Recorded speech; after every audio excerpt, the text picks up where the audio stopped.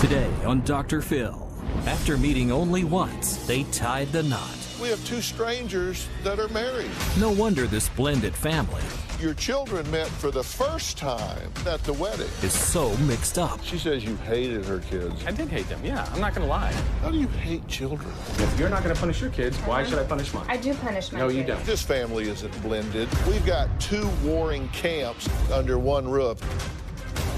Let's do it. Have a good show, everybody. Here we go. This is a safe place to talk about hard things. Stand by. We'll count you down. I try to be an emotional compass and point you in the right direction. 5, 4. I am not giving up on you.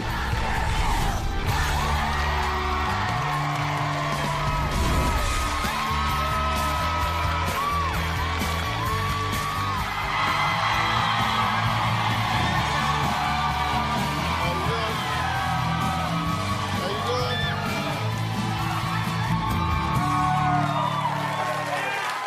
All right, well, here's a question. What do the hit TV shows Modern Family, Full House, and The Brady Bunch have in common with my guest today? Well, they're all blended families. But sadly, unlike those families that everybody loves to watch on the small screen, Jason and Shady's blended brood is on the brink of falling apart. But before we talk about all that, I want to take you back to the beginning when 5 years ago, Shady met Jason on a dating site.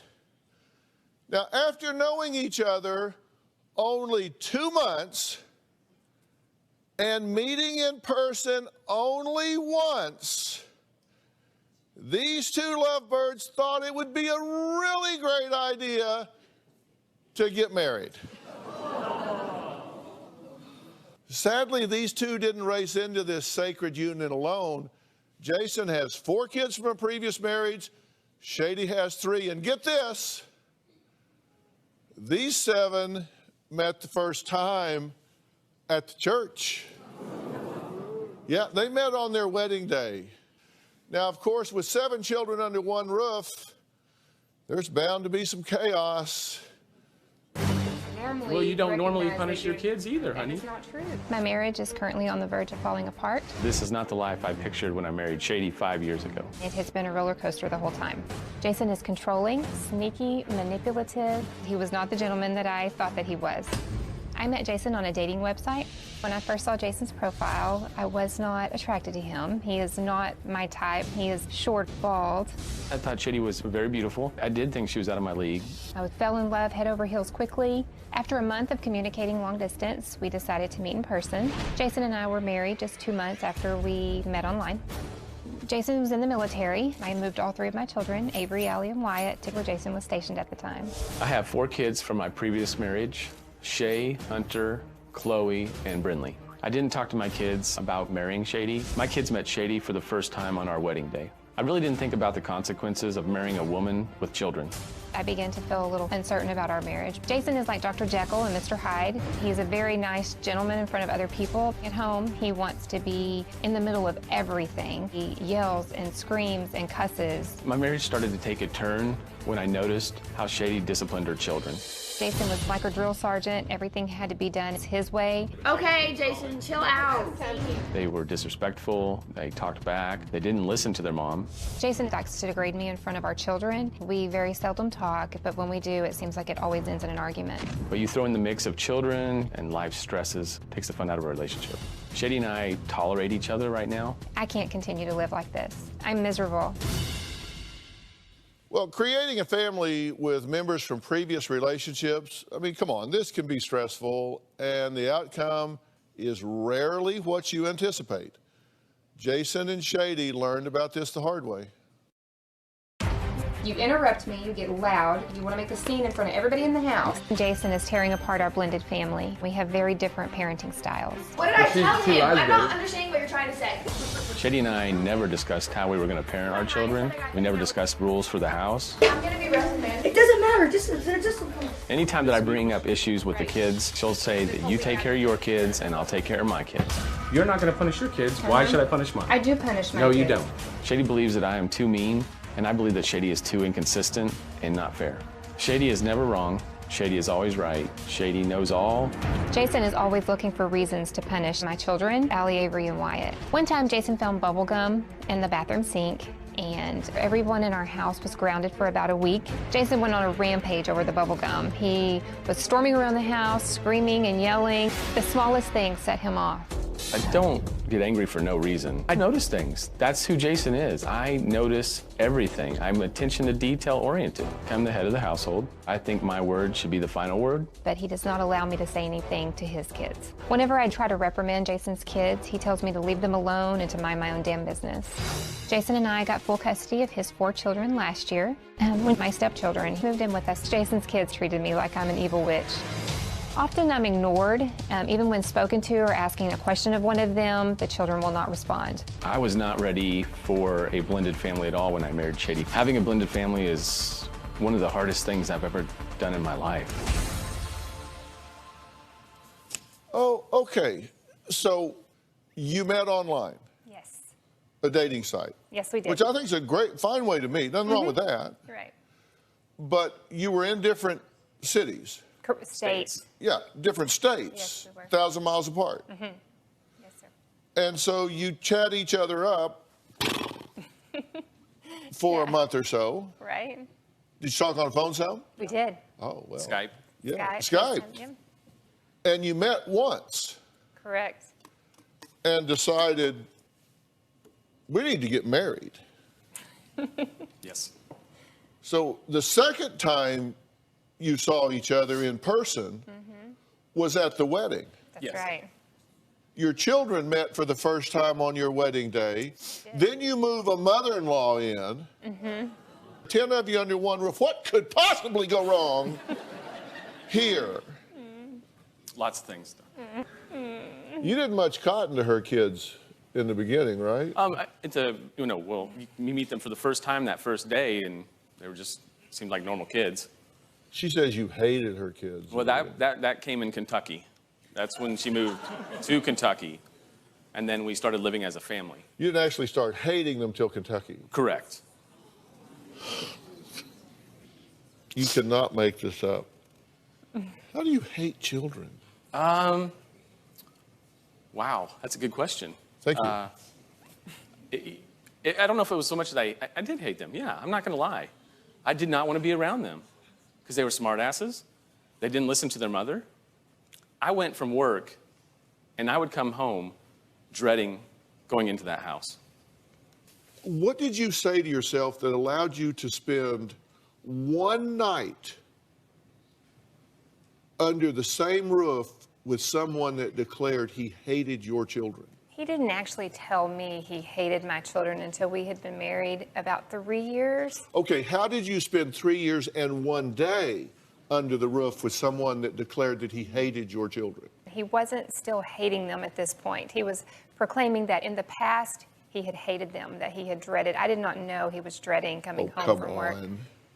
You gave I me knew an we had entire problems. list of how there is a double standard between the way he treated your children Yes, there is. versus the way he treated his children. Yes. Your children have told me that he came in and invoked a double standard. His Yes. children have rooms. Your children were living in draped areas in the basement. Correct. This only has been in the last year that this has happened. I'm wondering how a mother allows a man that she just met through the click of a mouse, sells her children down the river to somebody that you believe hates them, abuses them, neglects them, treats them with a double standard. I'm not saying that that's true, but that's your perception. Right. How is that okay with you? It wasn't okay with me. Apparently it was, because that was 3 years. We've now been through 3, 4, and 5, and here Right. you still are. The reason I stayed is because at the time I did not financially have the money to go anywhere else. I had nowhere else to go. Well, coming up, Shady says that 4 years later, Jason is still obsessed with finding out who left a piece of cake in the basement. When we come back, we're going to finally get to the bottom of who's responsible for the great cake caper, and we're going to find out if, in fact, this is all one-sided. We'll be right back.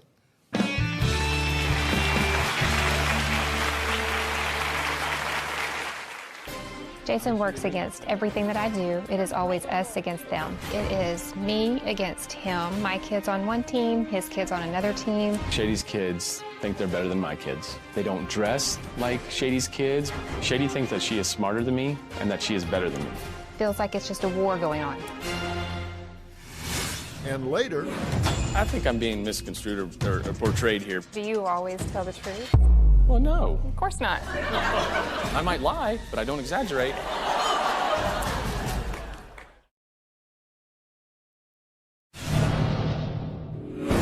Jason works against everything that I do. It is always us against them. It is me against him. My kids on one team, his kids on another team.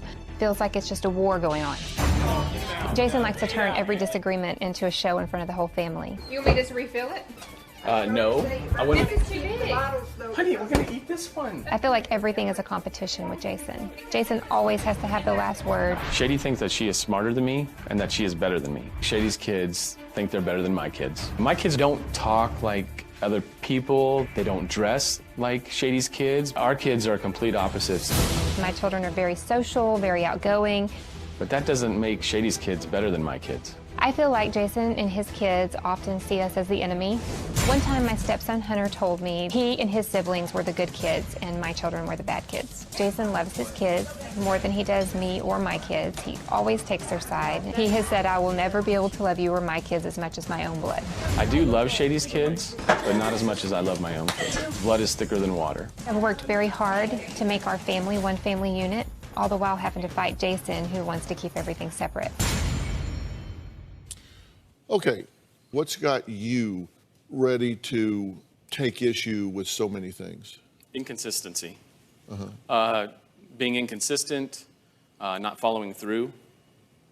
Those kinds of things just they drive me nuts. Like, for instance, she allowed Avery and Allie. Allie is Shady's youngest daughter, only daughter, who is 15, to stay with another girl's house with boys that were seniors. She got mad at my son, Shay, my oldest son, for buying a bag of Doritos and beef jerky. So you think she has a double standard? Yes, I do. And you think he has a double standard? Absolutely. And the Doritos and the beef jerky, we have rules. You and I made agreement that Shay would not buy And we junk hadn't food. followed that for like 6 months. But you've known that, and you've done We hadn't nothing followed about that. it, which is the problem. You don't ever. But you punish just or went off. You discipline didn't even your let me own do children. anything. You just went off. You went upstairs You're to right. his room, grabbed the Doritos, You want put me them to down a punish toilet. your children. You didn't even care if it was going to get refuse clogged. To punish your own children. You want to put it on me. I didn't put it on you. I said, let me handle it. And what were you going to do about it? I was Nothing. thinking. Absolutely nothing. Another thing about inconsistency, I don't think Allie's room has been cleaned one time by Allie. She doesn't have a room. That's Well, a good point. that is true. Jason says Shady's 15-year-old daughter, Allie, is rude and a smartass who shows him no respect. Take a look. 2, 4, 6, 8. Really appreciate. Me. Hey, not Jason. Allie is a smartass. She does think she knows everything. She's a spitting image of her mom. Jason is the hardest on my daughter, Allie. I have never seen him treat his own children the way he treats Allie. One time, Jason called Allie a bitch, and Allie was only 12. Jason is constantly antagonizing Allie. He baits her. He sets her up for failure so that he can punish her. You had to instigate and try to start a fight. I didn't try to start a fight. Yes, you did, honey. Allie's name is Vivian Allison, and we've always called her Allie from birth. And he said, Vivian. She said, why are you calling me Vivian? Like, yeah, attacking me. Questioning an adult. Don't call me Vivian, Mom. She doesn't call me Vivian. You were very rude. I looked at you and said, why are you calling me that? Yeah, why I don't would you know. say that? Because I don't want you to. Then why don't you just say that? She was like, can I call him Patrick? That's his middle name. And I said, yeah, you can. And she goes, Patrick, you know, just to be funny. And of course that made him angry. I couldn't understand why Shady would sit there and laugh with her daughter after she called me Patrick. And Allie's laughing right now. Yeah, and you're just right along with her, Shady. All she said was your middle name. No, it's wrong, honey, and you know it. Like I said, you're a better relationship with your daughter than you have with me. Are you getting weary of all this fighting that's going on? Yeah. Were you surprised that they got married so quick? Yeah, I was. I didn't really know him Yeah. at all. So when y'all got married, you were living in Texas, right? Yeah. And then you packed up and moved to Kentucky? Yeah. Then you packed up and moved to Virginia? Yeah, we did. And now you have a space? Yeah, I have 3.5 walls. Yeah. 3.5 walls? And your brother's on the other side of a curtain? He is. Yeah. How's that work? Not great. How do you get along with Jason? Not great. Yeah. How do you think he feels about you? I don't think he likes me. What do you think about that? I do show Allie that I love her. Sometimes. I mean, sometimes we do get in arguments because we butt heads. Allie and I butt heads. We do. Do you get stuck on things sometimes? Yes.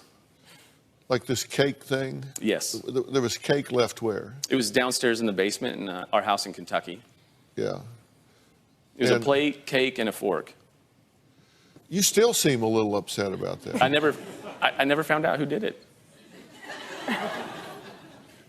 You still want accountability for that cake. Well, it's not just the cake. There was also gum left in the sink. We haven't forgotten about that either. Gum left in the sink. Yes. These two have 5 marriages between them. They split up for a time. They decided maybe they were done. We'll talk about that when we come back.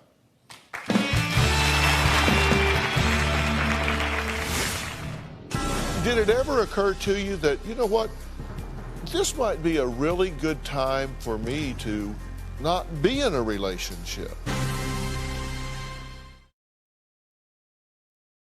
I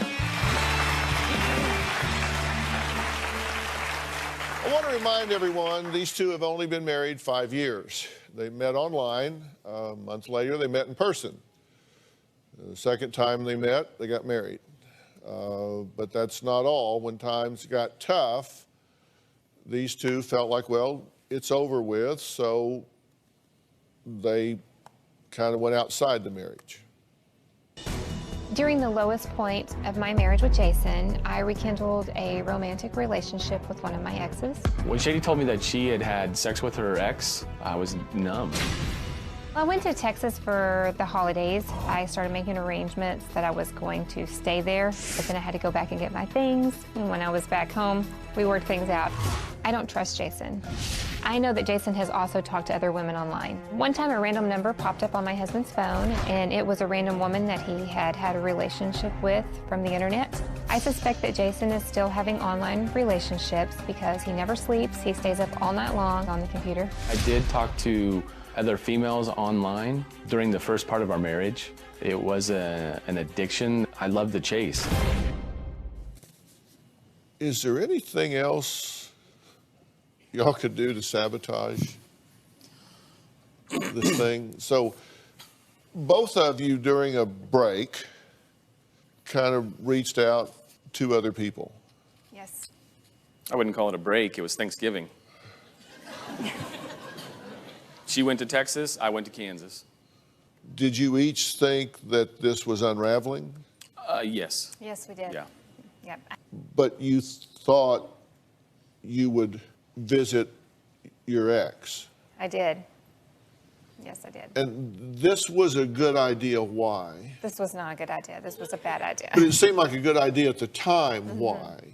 I think that I was just reaching out to what was familiar to me, thinking I made a mistake, I picked the wrong man. Did it ever occur to you that, you know what, this might be a really good time for me to not be in a relationship? Maybe this would be a good time for me to focus on me and my children. That's probably where I should have been thinking. That's not what I was thinking at the time, but yes, I see your point.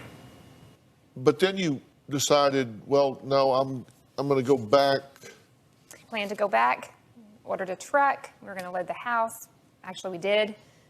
Boxed everything up, loaded the whole entire truck, got ready to move. And Jason and I sat down that last night, had conversation. Well, that's a novel concept. So you actually sat down and talked through some We things. actually did, yes. Oh, but I unloaded the truck, then she told me she slept with her ex. So did you load the truck back up? Or I was, like I said, I was numb. I didn't want to do it again. I didn't want to leave. So I was going to fight. I was going to deal with it. So what do you want to do now? I want to get counseling. I want to become a family. What do you think that's going to take? Counseling. Well, but I mean, what do you think? Compromise. Shady and I getting together, actually making set rules. Everything. Well, you're kind of big on rules. I am. In fact, he had you sign a contract. Yes, he did. It was a marriage contract. Well, no, this was boundaries for dealing with conflict. You said, we'll never mention divorce. We'll not bring up old unrelated items. We'll never fight in public or in front of our children. We'll call a timeout if it escalates to a damaging level. We'll never touch each other in a harmful way. We'll never go to bed angry with one another, but that got crossed out somehow. Failure is not an option. Whatever it takes, we'll work it out. And you both signed it. So this was your contract. Does he live up to number one? No.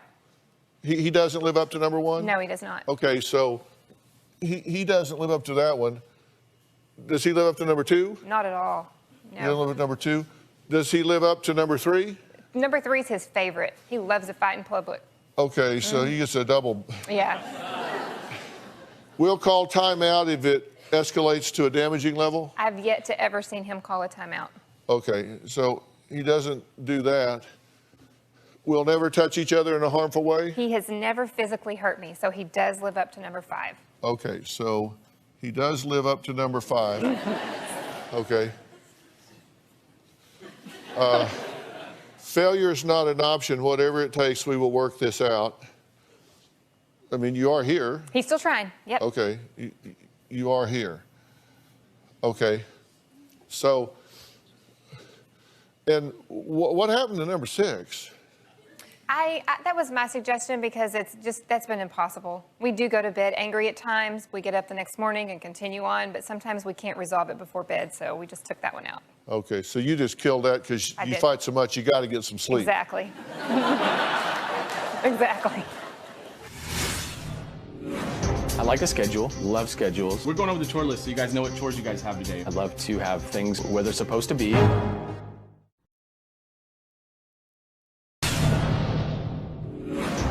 We're going over the chore list so you guys know what chores you guys have today. And make sure your rooms are clean too. So then I have the bathroom and the stuff? Yes, you do. Will you vacuum the stairs? Yeah. I like a schedule, love schedules. I love to have things where they're supposed to be. I love fun, but without the structure, there's no fun. Okay, you had rules for the kids, We both did. It was family rules. She created those. but you created the chart. No, she I created actually that. made the chart. You created the chart? I did. Okay, listen, I've been to several county fairs and a couple of goat ropings, and I couldn't figure this damn thing out. Honest to God, what? Could y'all figure this out? Y'all couldn't follow? Because listen, seriously, I got this at home the other night. I sat down, Robin and I looked at it, and we couldn't figure out what the hell we were supposed to do.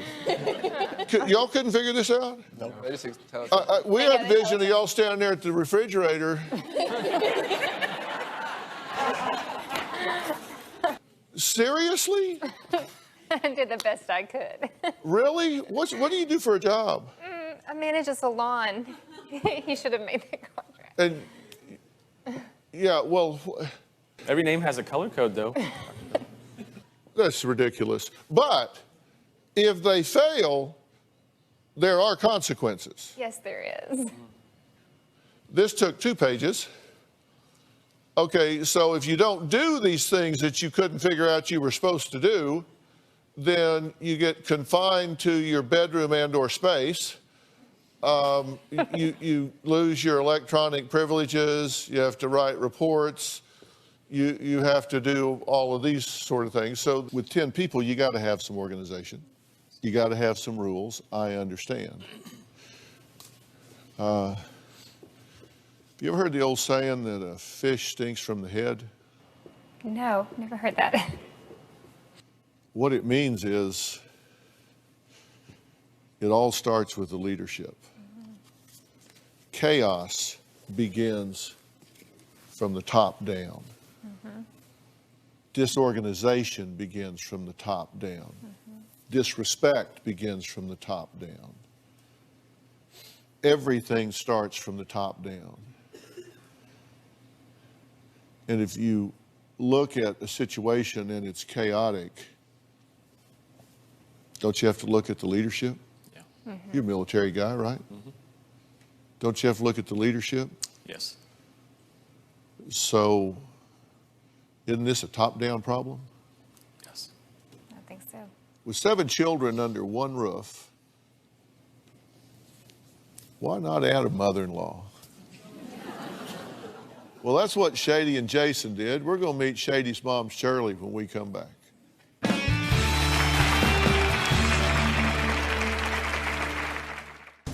I'm in the middle of all of this. My relationship with Jason is very tense. Everybody in the house walks on eggshells. I'm afraid of saying anything because I'm afraid Jason might kick me out again.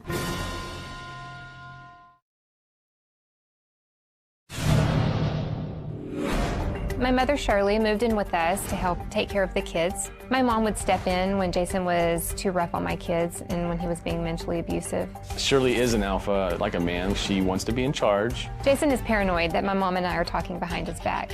Shirley talks behind my back. She jumps in on every issue. It's a Shirley, Shady, and Jason issue, and it's a 3-ring circus. Well, Shady and Jason agree it's been a bumpy ride. They both say, we want this to work. Now, Shady and Jason aren't the only adults in this dysfunctional drama. Shady's mom, Shirley, has lived with him on and off during their marriage. Let's hear what she has to say. My relationship with Jason is very tense. Everybody in the house walks on eggshells. It gets real chaotic at times because everybody is at each other's throats. Jason is very degrading to Shady. He tells her how worthless she is. He has called her a bitch. He does this in front of the children. When they have an argument, he gets louder and louder and louder. It's very obvious he wants his children to understand that she's the bad guy and he's the good guy. I'm not at all surprised that their marriage is in trouble because they didn't know anything about each other. I'm afraid of saying anything because I'm afraid Jason might kick me out again. I'm 69 years old. Right now, I have no place else to go. Well, thank you for joining us. You're welcome. It's interesting. We talked to you and we did an interview with you, and then after that, you wrote us a letter. Yes. Why'd you write us a letter after we interviewed you? Because I felt like I was so angry when I was interviewed about some of the things that I had seen, and I wanted it to be more fair so that I could explain better what I saw from both sides of this picture. Because you wrote us a letter that was 8 pages long. I don't think it was quite that long, but... No, it was 8 pages long. There it is. 1, 2, 3, 4, 5, 6, 7, 8. Okay. Okay. And I popped a few things out that I thought were significant, that I think you think are significant. These are just excerpts. As you said, after 4.5 years of watching Shady and Jason interact, I'm angry. Angry that anyone could treat others the way he does. Shady told me I didn't have to do anything I didn't want to do, and it hasn't been quite like I pictured it. I took on cleaning, cooking all meals, taking care of the kids. She refuses to do anything except eat and lay on the couch. She goes to the store, gone all day. When I first moved in, she was a complete basket case. So you're saying he's kind of bulling around there and yelling and all of that kind of stuff, but this kind of a bait and switch from her too. What do you think needs to happen in this house? There have been times when I thought there needed to be a divorce and everybody needed to split and completely give it up. But they both want to be married and they both want to stay together. And so I would like to see both of them get some help. What do you want to see happen? The same thing. I want unity in our home. I want my husband to allow me to be a parent. I want him to stop trying to take my authority away. I want him to stop arguing and fighting in front of our children. I just would like us to become one unit. I want him to allow us to be a family. What do you want to see happen? Consistency. I want us to be a family also, but I want things consistent. Do you get upset playing board games? I'm competitive, Dr. Phil. When you're getting upset and pitching a fit over a board game, then you got a bug up your ass. And it has nothing to do with the board game. You brought that with you. I think I'm being misconstrued or portrayed here because games are fun. Board games are fun. Am I competitive at board games? Yes. I want to win. But To the point of screaming and cussing and hitting the table.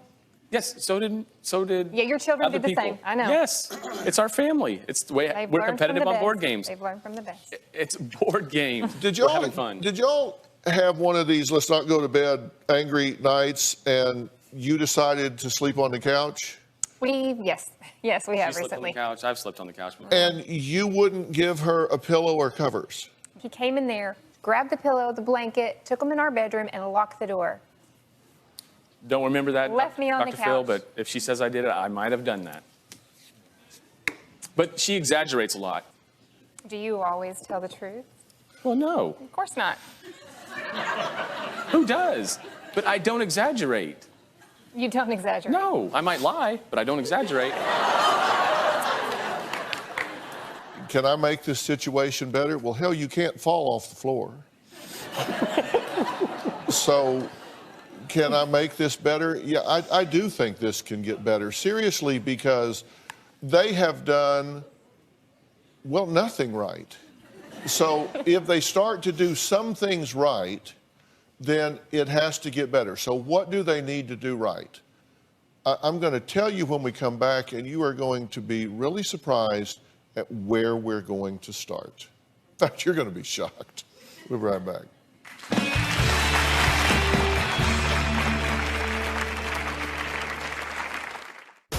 Life at home is very chaotic. Most of the time, it's really stressful. Sometimes I get upset when he yells. I don't see Jason as a father figure at all. I kind of see him just like mom's husband.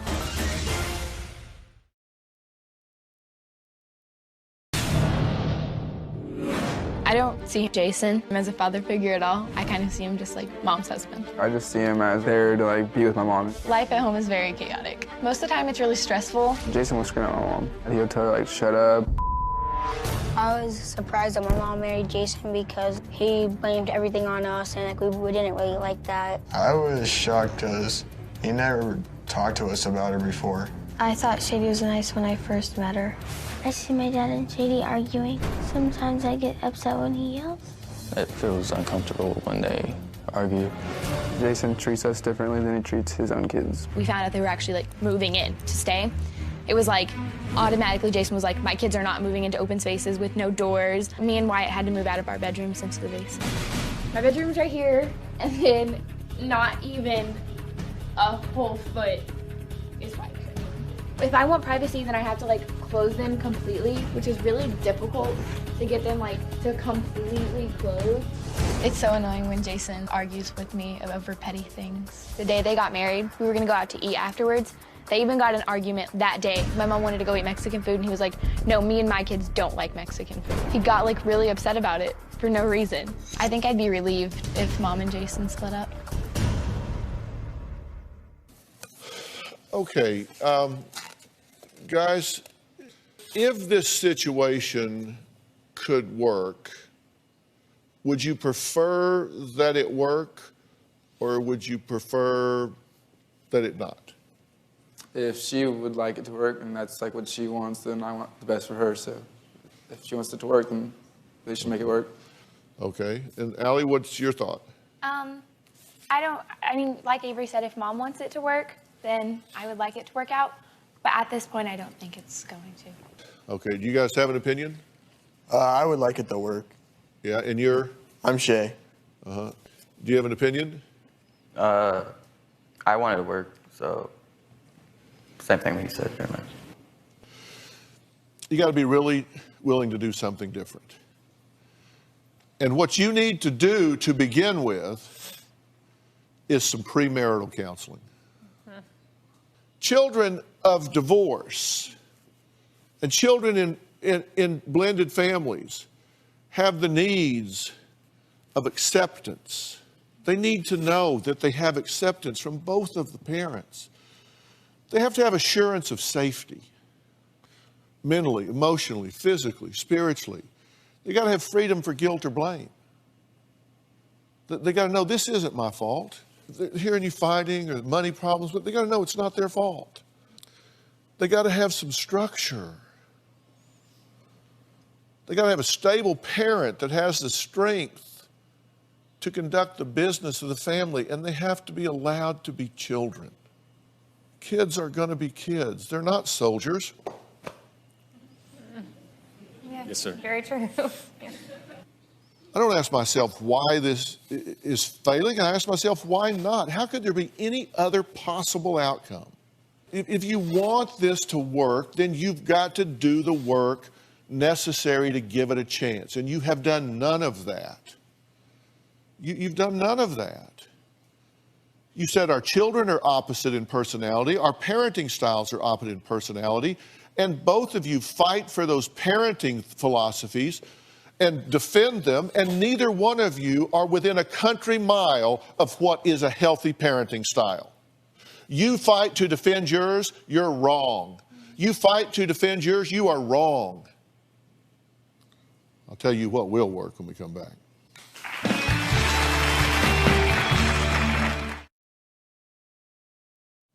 Well, I am back with what masquerades as a blended family. I say masquerades because this family isn't blended. We've got two warring camps under one roof, and it's because we have two strangers that are married. We have two strangers that are married. You know, get a driver's license, you have to take a test. Get a marriage license, do you even need a license anymore? What do you pay, $2? What did you pay, $2? Is it what it costs, $2? Yeah, but if you're in the military, you can get it fast. Yeah, good. Let's discount that. Let's fast track this. Look, guys, if you want this to work, you've got to be willing to put the effort in. And you have to understand one thing for absolute drop dead certain. You cannot discipline her children. Okay. You cannot discipline his children. You are not their mother. You are not their father. You are a man she married. You are a woman he married. If you were going to be in a father role for these children, you would have needed to have been in there before 5 years of age. Okay. You aren't. You weren't, so you can't do that. You can support her in disciplining her children, and you can support him in disciplining his. Mm-hmm. This double standard, come on. This is why you have to sit down and negotiate. There are rules for the children. There are standards for the children. And children are different. They have different currencies. But children have to know that they are all loved the same and they are all treated the same. I'm very serious when I say you need to go through premarital counseling. You need to sit down and say, let's design a family. Let's design a family that we actually begin to create some traditions. We actually begin to do some things where the children want to be part of this. And I will arrange that for you. That would be great. Thank you. And every day that you have this woman in your lives is a blessing. Let her know she's loved and appreciated here, right? Right. She deserves that, she needs that, and she's earned that. If I do this, if I set this up for y'all, will you really immerse yourself in this? It will be the greatest gift you can give all of your children. What a role model you can be for these children. To say, you know what, it came late, but we decided to learn and do this right. Fair enough? Fair enough. Yep. Okay. All right. I want to thank all of my guests for being here today. And I appreciate you coming and bringing your family. I mean, I really, really do. Thank you. We'll see you next time.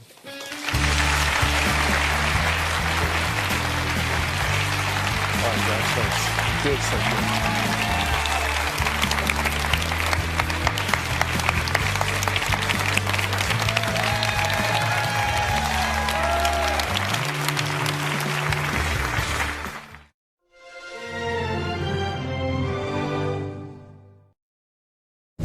today on Dr. Phil. A wealthy widow claims she was conned by a football hero.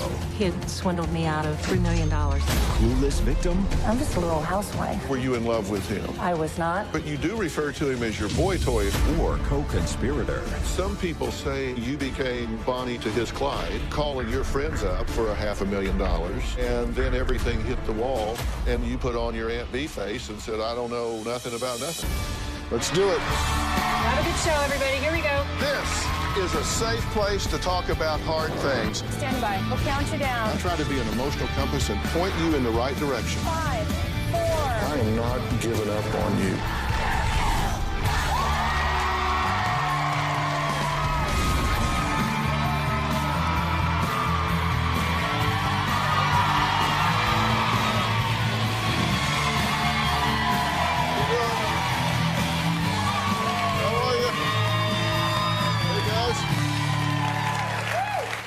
Well, Anita was once married to the CEO of the popular fast food restaurant chain Wendy's for 25 years. They lived in a lavish home, owned a yacht, hosted extravagant parties, and mingled with celebrities. But this socialite was living a double life of conning and passing bad checks. And it involved this man, a former football star. Take a listen.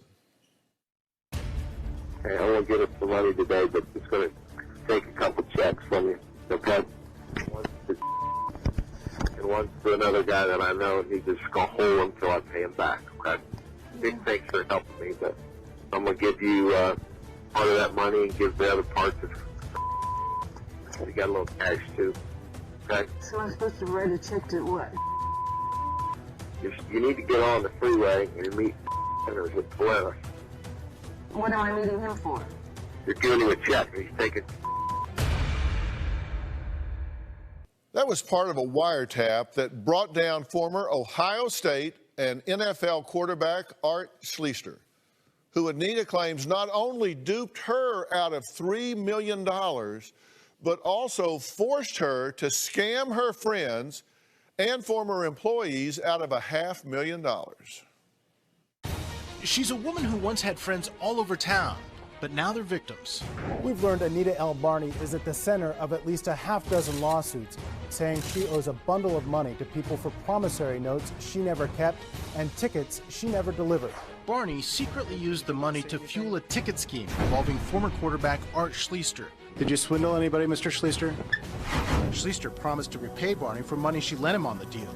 He allegedly even had Barney take part in the scheme, convincing her to find other quote-unquote investors. A source close to the case says they were going to take investor money and buy tickets so the investors could then make big profits.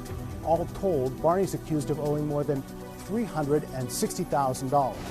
She said, well, could you lend me $30? I said, well, Nia, I said, that's all I got. That's my life savings. She said, why are you questioning me? I'm not going to mess over you. I took it from my grandchildren's accounts for college. We are innocent bystanders. Barney's victims told the judge she was as guilty as Schlichter. She preyed upon us the same way Art Schlichter preyed upon her. But I certainly do not want the public to believe that here is a simple old woman who was duped. Well, now that is the question we're asking during this show. Was Anita really a clueless victim, or was she a cunning co-conspirator? Now, I plan on finding out today in an exclusive interview. But first, here's what she said about Art and really just everything that went down. Art Schlichter conned millions of dollars from me. I lost my home, my car, and I had to file bankruptcy. I also lost my family and friends. Art was very trustful. He was very convincing. He wanted to borrow $10,000. Art had me writing checks for less than $10,000 so that the IRS would not be suspicious. He started asking for larger amounts. They were $25,000 and $30,000. Then shortly after that, Art asked me for $100,000 to pay people back that he owed money to. I wanted to help him, so there was no persuasion needed.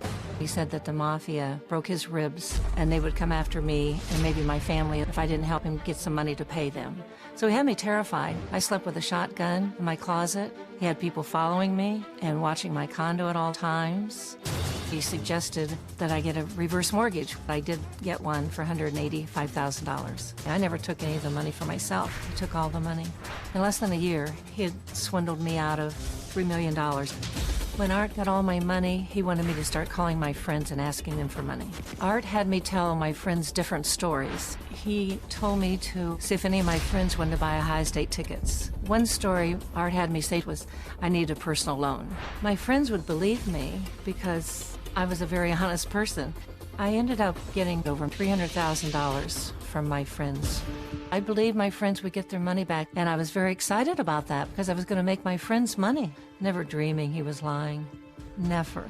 I think of the list of people that I came in contact and borrowed money from, and I feel so guilty. I'm the worst victim. They think they lost a lot. I've lost everything. My reputation, my friends, and my family. Well, Anita, welcome. We're here talking about a very difficult time in your life. And you've actually written a book about it called Quarterback Sneak. And I didn't just read the book, I studied the book because there's a big question about this, about whether you were part of this scam or whether you were a total victim in this scam, right? You met Art Schleister how? 1980, my husband and 3 other gentlemen and our 10-year-old son flew to Michigan to go salmon fishing for the day. Well, the plane crashed. Everyone was killed except for my 10-year-old son. He was severely injured on the brink of losing his life. And in walks this hero. He might as well have had a cape blowing in the breeze behind him. Yes. And at the time, Art was doing what? He was a senior at Ohio State. He was a quarterback. Yeah, and they were national power, and it was a big deal, had a big impact. Very much so. Got him out of his depression. It was beautiful. So you were very grateful to him, right? Very much so. But then you didn't see him again. You saw him 30 years later. Correct. At a church. Yes. I just purchased his book, not knowing I was going to see him for my son's birthday. And so I took the book and asked him to sign it, which he did. And he said, well, how's Alan doing? And I says, well, it's his birthday coming up. I'm having a party. You're welcome to come if you'd like. So I gave him my number to call me. And he did call, and he said, I can't make it, but I would love to get together. He does call you soon. Yes. He said, I'd like to bring lunch. So he brought Wendy's. And he knew you'd been married to the CEO of Wendy's. I didn't tell him that, but he knew it. Yeah, he knew it. Okay, and did anything financial happen at that lunch? He said, I really would like to have a loan of $10,000 if you could loan it to me so that I could buy a car and drive back and forth to Indiana to reestablish relationships with my daughters. And I could not say no, because what he had done for Alan. And I could afford it. It wasn't long before he asked to borrow $100,000. That's correct. He asked for checks below $10,000 to avoid the IRS. I didn't know that at the time, but yes, that's what I found out later. And he told you the mafia would go after you if you didn't give him the money. He told me this one time that some thugs from the mafia just beat him up and broken his ribs. And so he really needed some money to pay them off. And if we don't get the money, they will come after you as well. And I said, but I haven't done anything. I'm not with the mafia. And he asked you to do a reverse mortgage on your home, which you did. You took out like $180,000. Yes, I did. He then, you say, pressured you to borrow money from friends. Yes. And then he told you he would have to kill you if you knew what he was investing in. I was always asking him, what are you doing with the money? And are you getting people paid off like you are telling me that you are doing? And he said, I can't tell you. If I tell you, I'll have to kill you. You never thought to consult an attorney? I didn't have one. I couldn't afford one. I didn't have an attorney. You couldn't afford one? I had nothing. I was losing everything. And then I was afraid to tell because I didn't know what he'd have somebody do to me? I'm just a little housewife. I really was afraid. Well, I've done some math, and I've done some research, and I have some things to say to Anita after the break here. You are going to be shocked.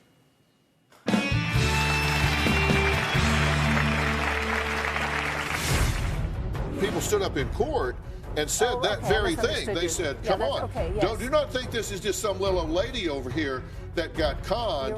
She is a con man deluxe, and now she's saying, oh, right?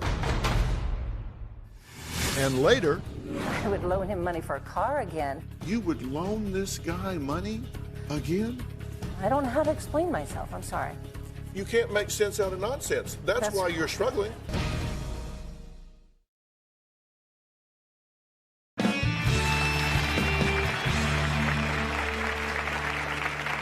It was a story that shocked the Buckeyes and the nation. A football hero taken down by a wealthy socialite for wire fraud, bank fraud, subscribing a false tax return, theft, and engaging in a pattern of corrupt activity. Now, in an exclusive interview, she talks about how she turned the tables on a con artist whom she claims stole her fortune and really destroyed her life. And when we're talking about taking your fortune, we're talking about a lot of money here. These are checks that were given to him by you. November 09 is kind of when this started, $33,000. December, right away, second month, jumps up to $194,580 in the second month of giving him money. January, $90,500. February 2010, $102,104. Wire transfer, $30,500. March 2010, $106,100. April 2010, $255,000. May, $166,400. June, $46,000. August, $55,000. September, $119,000. October, $368,000. November, $108,000. December, $60,000. Then on unknown dates, $173,600 for a total of $1,907,784. That's horrible. It's horrible. That is a lot of money. And you say, I didn't have the money for an attorney? Because I believed. Is it that you didn't have the money or you didn't think you needed one? There's a big difference. Okay, you're correct on that. I didn't think I needed one because I supposedly was getting, his attorney was calling me and saying all this money is coming in from his book and all this money is going to be paying you back. He comes to your house and within 8 weeks is doing a cashotomy on you of like $300,000 in the first 6 weeks. You've got to tell me at the time, what was your motivation to do this? I was willing to help him. My husband and I helped a lot of people over the years. If you're philanthropic about this, then why hide it? Why not tell people? You said, I didn't want anyone to know. Because he said, if you tell anyone, I will be gone, you will not get your money back, and I will spend it or you'll never find me ever again. And it's coming in, just be patient. I got $600,000 coming Monday, meet me. And I go get it, and it wouldn't be there. And then it'll be another time, so. Okay, but at that point, don't you go, Well, I did. And then I'd ask the money, he'd get so angry, and he'd cuss and carry on, and I did not know where to turn because I was so ashamed and embarrassed. Doesn't it occur to you to say, hit the bricks, bitch? Get out. I didn't call him bitch, but I did say some words. Yes, I did. I agree with you. And you say you didn't want anybody to know that you were involved with him, but on page 162 of your book, you say, of course there was a bit of excitement when he showed up unexpectedly at my regular Wednesday night haunt to meet my friends. Wasn't excitement on my part. He was excitement for the people that were there. Oh, here comes Art Schleister. Were you in love with him?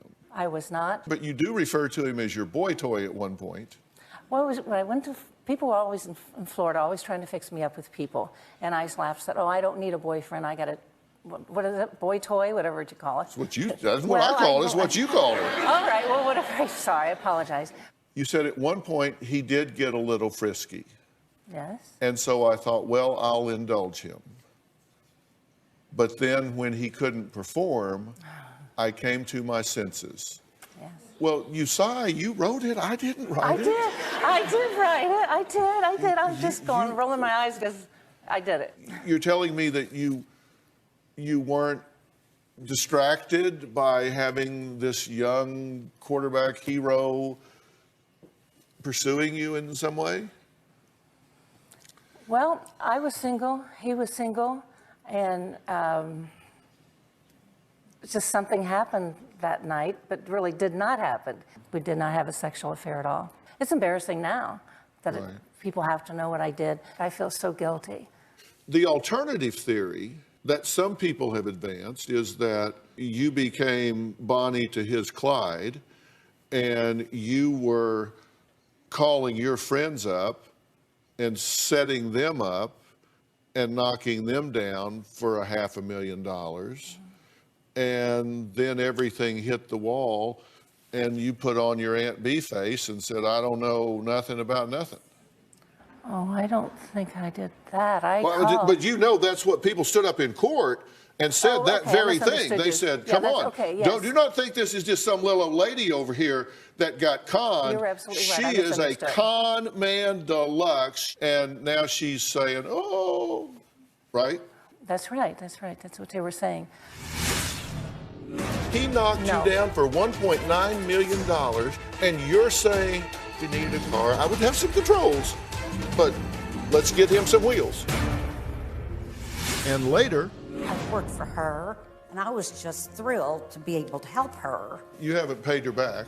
No. The court ordered you to pay restitution, but you said I shouldn't have to pay anybody back.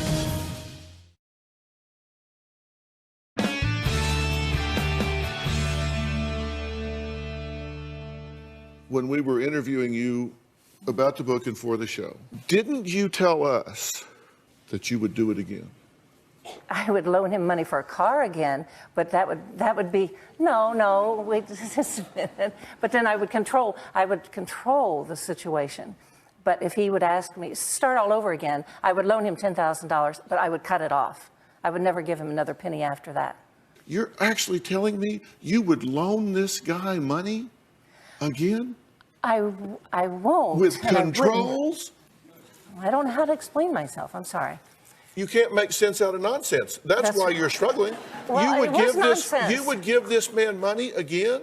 He knocked you down for $1.9 million, and you're saying, if you needed a car, I would have some controls, but let's get him some wheels. It kind of sounds ridiculous when you hear it said back to you, doesn't it? Yes, very much so. I will not give him any money. I will never see the man again. If he even tries to call me, the law will be called. I feel better. And also, well, here's also,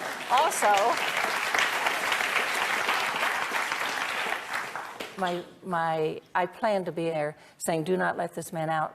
And they asked him how many people he had conned. You an honest woman? Yes, I am. You didn't con those people?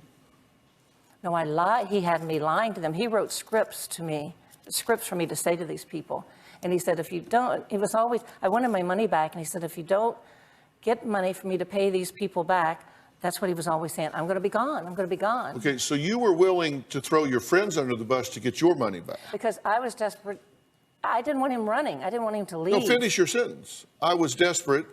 Yes, I wanted to get my money back, too. To get my money back. And I said so that. you're willing to lie to your friends to get your money back? Yes. Well, let's listen to one of the conversations. Just hear this. We'll talk about it. Hear this. So all you got to do is say, I'm going to put $9,500 in your account Monday morning. They ordered money, I'm going to put money in your account Monday morning.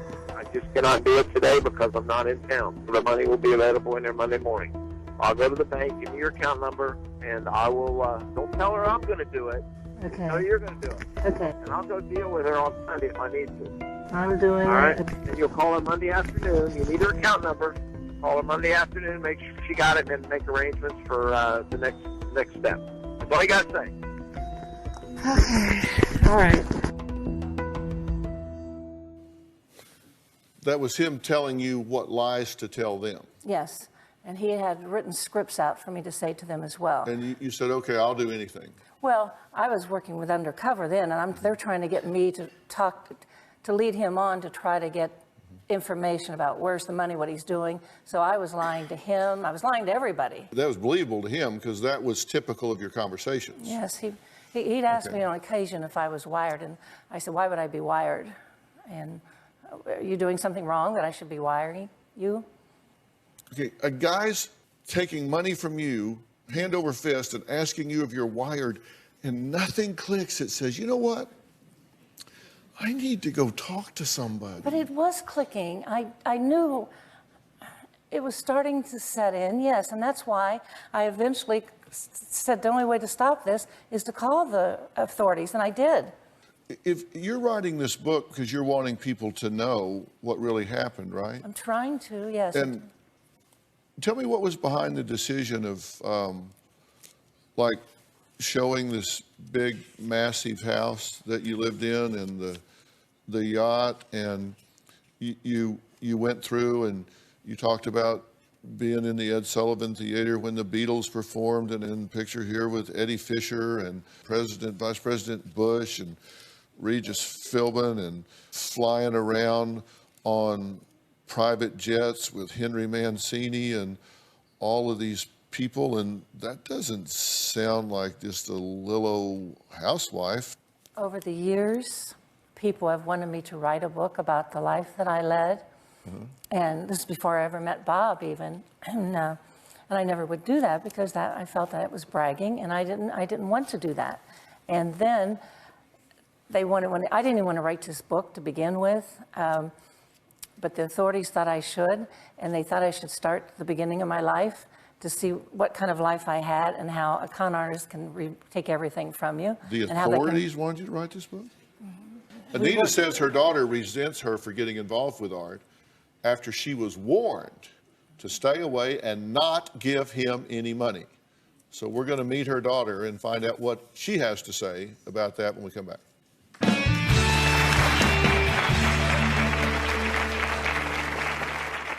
The relationship I once had with my mother has been ruined. There's trust issues, there's been lies, deceit. I don't know how to fix it. I'm so angry that one man could ruin our family.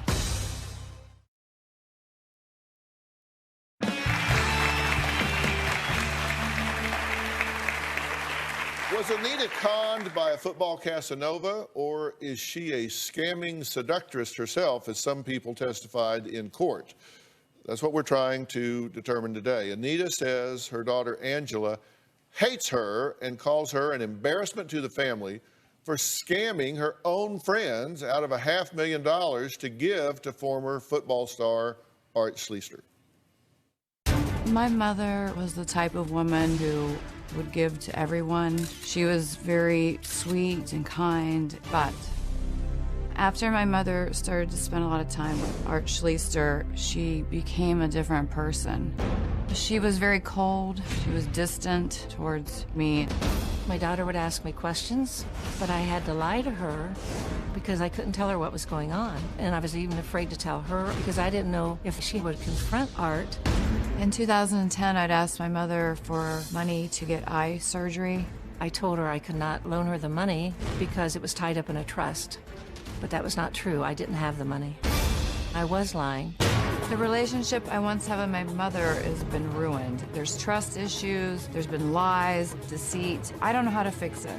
My daughter was very angry that I could give a stranger money and not family members. Part of that money was supposed to be for our future children or grandchildren. I did contact the state attorney, the FBI, and the local police, but they could not do anything about it.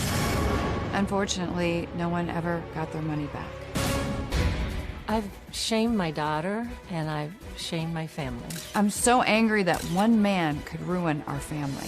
My mother trusted Art. He took everything she owned. I'm furious about it. I don't like it, and I hope Art Schleister burns in hell.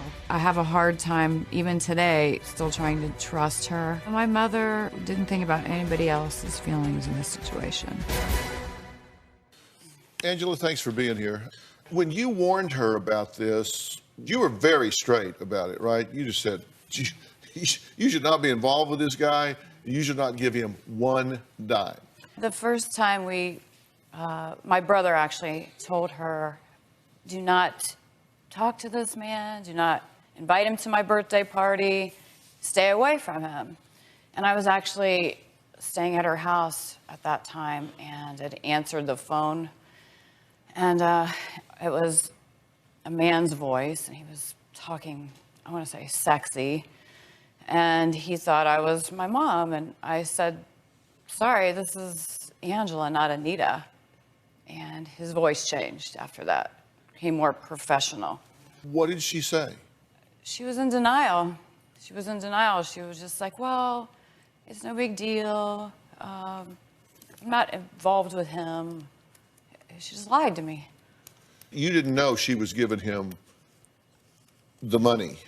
I heard it through the grapevine in the beginning, that there was a possibility that she was having a relationship with him and giving him money.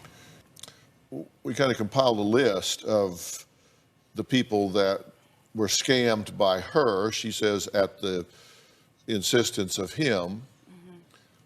You know, friend, $90,000. Former housekeeper, $85,000. Personal trainer, $30,000. Friend, $20,000. Housekeeper's mother, $10,000. Friend, $50,000. Friend, $30,000. Friend, $28,000.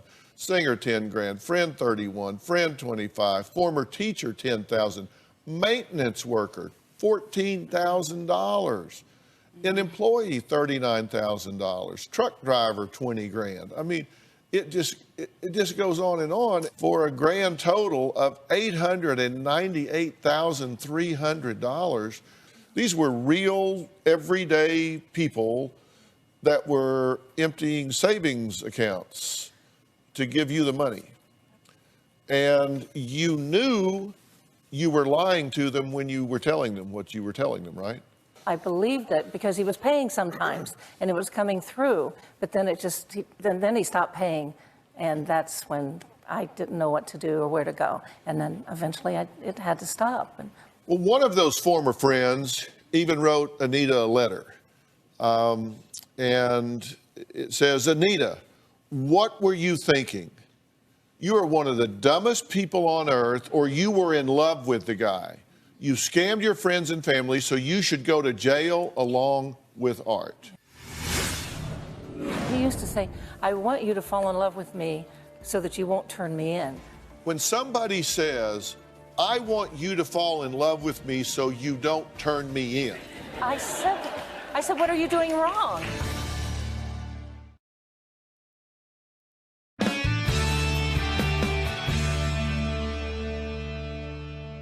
A lot of people here, particularly those that felt the sting of losing this money, they're asking the same question I'm asking, which is motive. And saying you're either in love with him, or so they're trying to say, why? Why? You had your son, you had your daughter, you had... She had everything. Bells going off in your head. I didn't love him. He used to say, I want you to fall in love with me so that you won't turn me in. And I said, well, what are you doing wrong? You're going to pay everybody back. I don't understand. I didn't understand why I wasn't in love with him. And that's not why I did it, truly. I thought he would pay back. But take me through this moment. When somebody says, I want you to fall in love with me so you don't turn me in. I said, what are you doing wrong? I said, what are you doing wrong?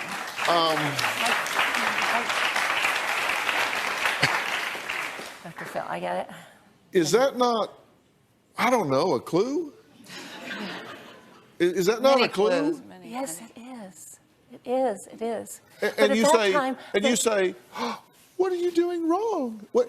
Okay. I was working with... I'm shoveling cash at you with both hands. That would go on my short list of what he was doing wrong. Wouldn't that? Come on. Give me a credible explanation for what you were saying to yourself at the time. That's what I'm looking for, is just a credible explanation for what you were saying to yourself at the time. At that time, I was working undercover with the police then. No. Let's go back. But that's what I was saying. He was saying he wanted me to fall in love with him. They even had me telling him that I loved him, which I didn't. I said to them, I do not love him, but you've got to tell him that to find out where the money's going. You have to lead him on. Okay, my point here is, now, I don't know how much money you thought you had, but I have to tell you, Anita, this is a material amount of money to anybody I know. Now, maybe I have poor friends. And I know I'm just a country boy from Texas, but this is a material amount of money to me. Yeah. I would have circled that, but it's up too high. So here's one. This is a material amount of money. You're telling me at no time in that year where you're shoveling this guy hundreds of thousands of dollars, there's no time in there where you say, wait a minute. Whoa, wait a minute. This guy just shows up after 30 years and I'm shoveling hundreds of thousands of dollars. You have to give me a credible explanation of what you were saying to yourself. See, I think if I can get you to answer this question for me, you will answer it for you. And if you answer it for you, then maybe I will believe that you won't do this again with him or someone else. Oh, I'm not going to do this again with anyone. Oh, you already said you would. Oh, I'm not going to, though. I'm not going to. I'm not. Did you ever tell him no? Yes, I did, and that's when he would say, okay, well then you can't help me put the fires out. I'm going to jail then. You won't get any of your money back then. Okay, well, we'll miss you. What do you, why would you say you're not in love with him? No. You have your own family to think of. Yes. And he says, okay, so if you're not going to continue to give me an average of $200,000 a month, I'm going to jail. Then bye. I don't really have an answer for myself. That's why I beat myself up about it all the time. Why did I allow that? Why? I don't know why. I was so weak. Well, maybe you were in love with him. If I was, I didn't know it. I truly did not love the man. And you never, I didn't have any feelings. You never had sex with this? I never did. I never did. Okay, well, we're going to meet Anita's former housekeeper and friend who says Anita scammed her out of $85,000. A housekeeper scammed out of $85,000. We'll be right back.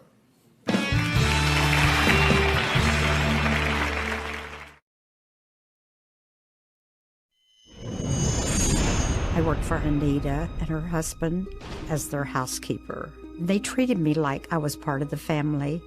Anita borrowed $85,000 in a course of a week. Anita never paid us back a dime. The checks never cleared. It's terrible. I never dreamed that this would happen to me, not by a friend.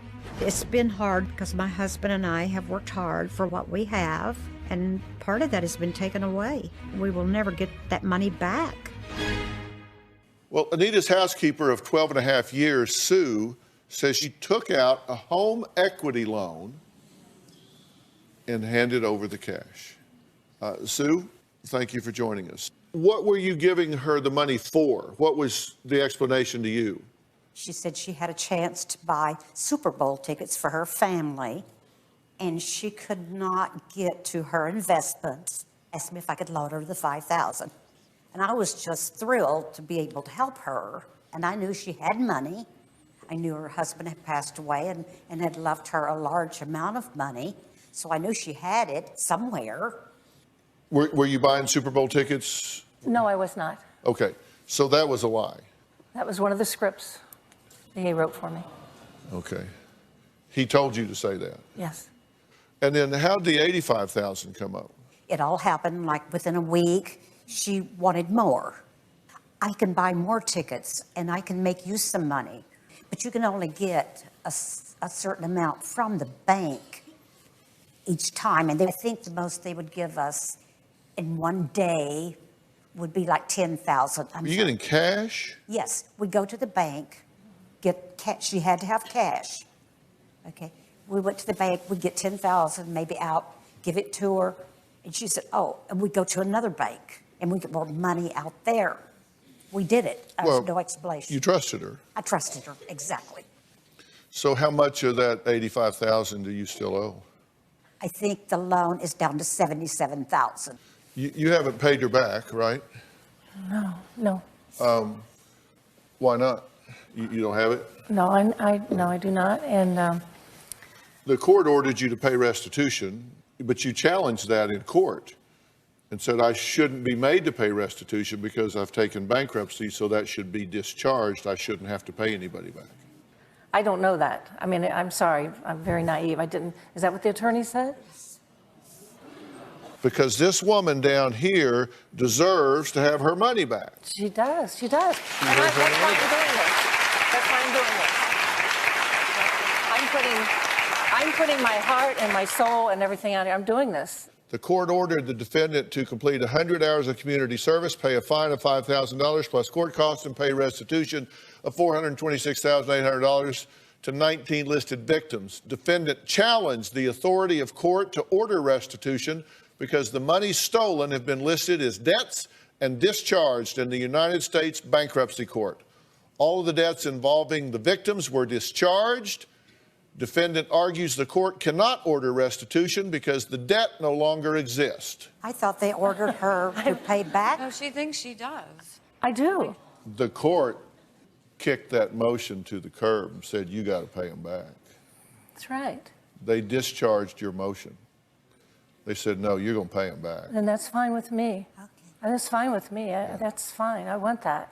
Yeah. That's why I'm doing this. I have so much guilt because I allowed somebody to control me like that, and I didn't have the strength to stand up, but I'm standing up now to get those people paid back no matter what. You're going to pay these people back? Absolutely. Absolutely. You're going to pay Sue back? Oh, I can't wait. I dream of the day I can walk over to them and say, here's a check, and pay everybody out. That's when my guilt will be gone. Yeah. And that's why I'm fighting every day now. We're going to find out what Sue told us backstage about Anita's relationship with Art when we come back.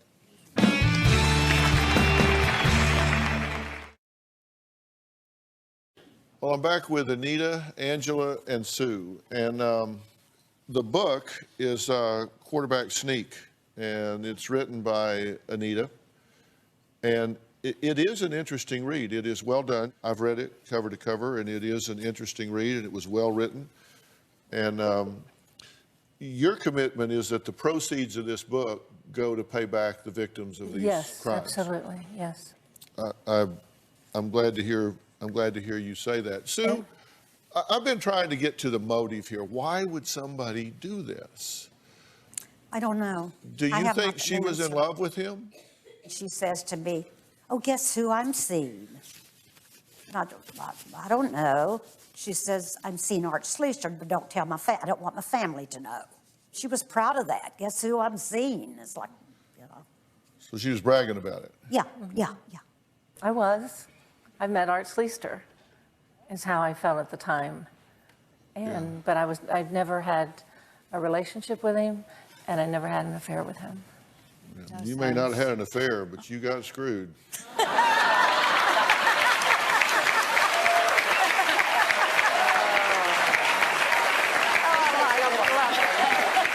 Just saying. I set you up on that one. Oh, my God. I do recommend people read it, and for two reasons. I think it's an interesting read, and I do trust that you will give the money back to the people. So there's two reasons to buy that book, and I hope you do. Yes. I'm hoping that someone will make it into a movie. That way, I definitely will. Everybody's saying it would be a good movie, and I am taking no money from this for any income coming in. Yeah. And so I'm working very hard at this. Well, let's see if we can get these victims whole first. That's a what's good going to be place first. start. No, that's first. I hope that happens, and I wish you well with that. Thank you, and your staff has been wonderful, and I appreciate this opportunity very Me too. much. Angela, thank you so much. Guys, thank you so much. I want to thank all of my guests. We'll see you next time. See you. Thank you so much.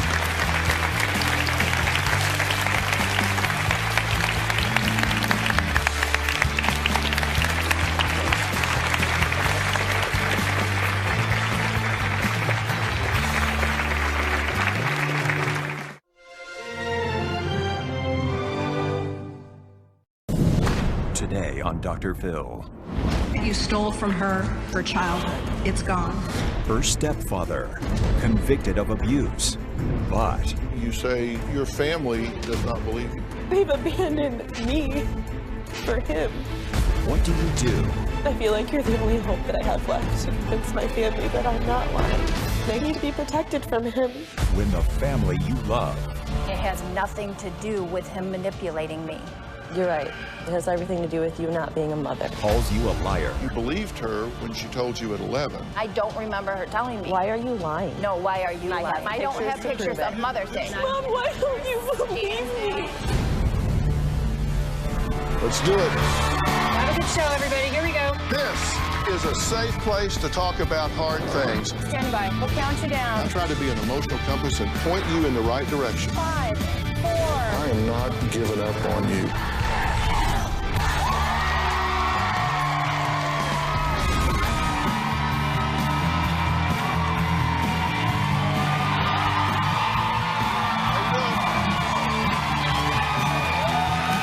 How are you? Hey, guys. 25-year-old Amanda says that for nearly 2 decades, she was forced to keep a secret so dark, so disturbing, that when she finally revealed it, her family called her a pathological liar and refused to believe her. So what kind of secret could tear a family apart? Well, from the age of 10 to 25, Amanda says she was molested over 795 times by her stepfather, Earl Nix. Now, you'll notice Amanda's identity is obscured because she was a sex crime victim in these newsreel tapes. Take a look. A Van Buren County man is charged with sex crimes after police say he raped a girl for more than a decade. Michigan State Police tell News Channel 3 this man, Earl Nix, repeatedly raped a Decatur woman starting at the age of 10. The suspect is now charged with 8 different counts of criminal sexual conduct, all felonies, all carry a possible life sentence. The initial investigation started when the alleged victim came forward but then recanted her statement in 2009. It wasn't until recently the now 25-year-old victim went back to police saying she was concerned Nix may go after someone else. A Van Buren County man accused of raping a girl over a period of more than a decade will spend decades in prison. Little mercy today shown for this man, Earl. You took a child, a 10-year-old child, for no other reason than your own sexual gratification. In that, you stole from her childhood. It's gone. I never asked for it, and I deserve to live my life how it was meant to be lived. Despite being sentenced to more than 30 years in prison, Earl Nix to this day maintains his innocence. And many in his family say he's innocent. I would just like to thank my family, my wife, my children, and all my friends for their continued support. I lost parts of myself to you I will never have back. Things that were not yours to take, and I must live with that for the rest of my life. I am free now. I forgive you.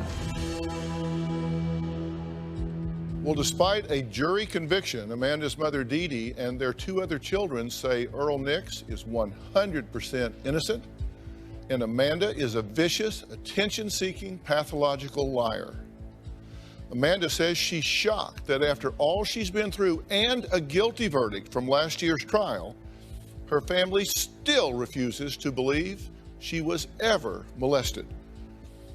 She says she's ready to come forward today, reveal her identity, and confront her family about what happened to her. Earl Nix repeatedly raped a Decatur woman starting at the age of 10. The abuse started when I was 10 years old. I'd be laying with my dad in bed in my parents' bedroom, watching TV. My mom would work third shift, and one night he asked me if I knew what sexual parts were.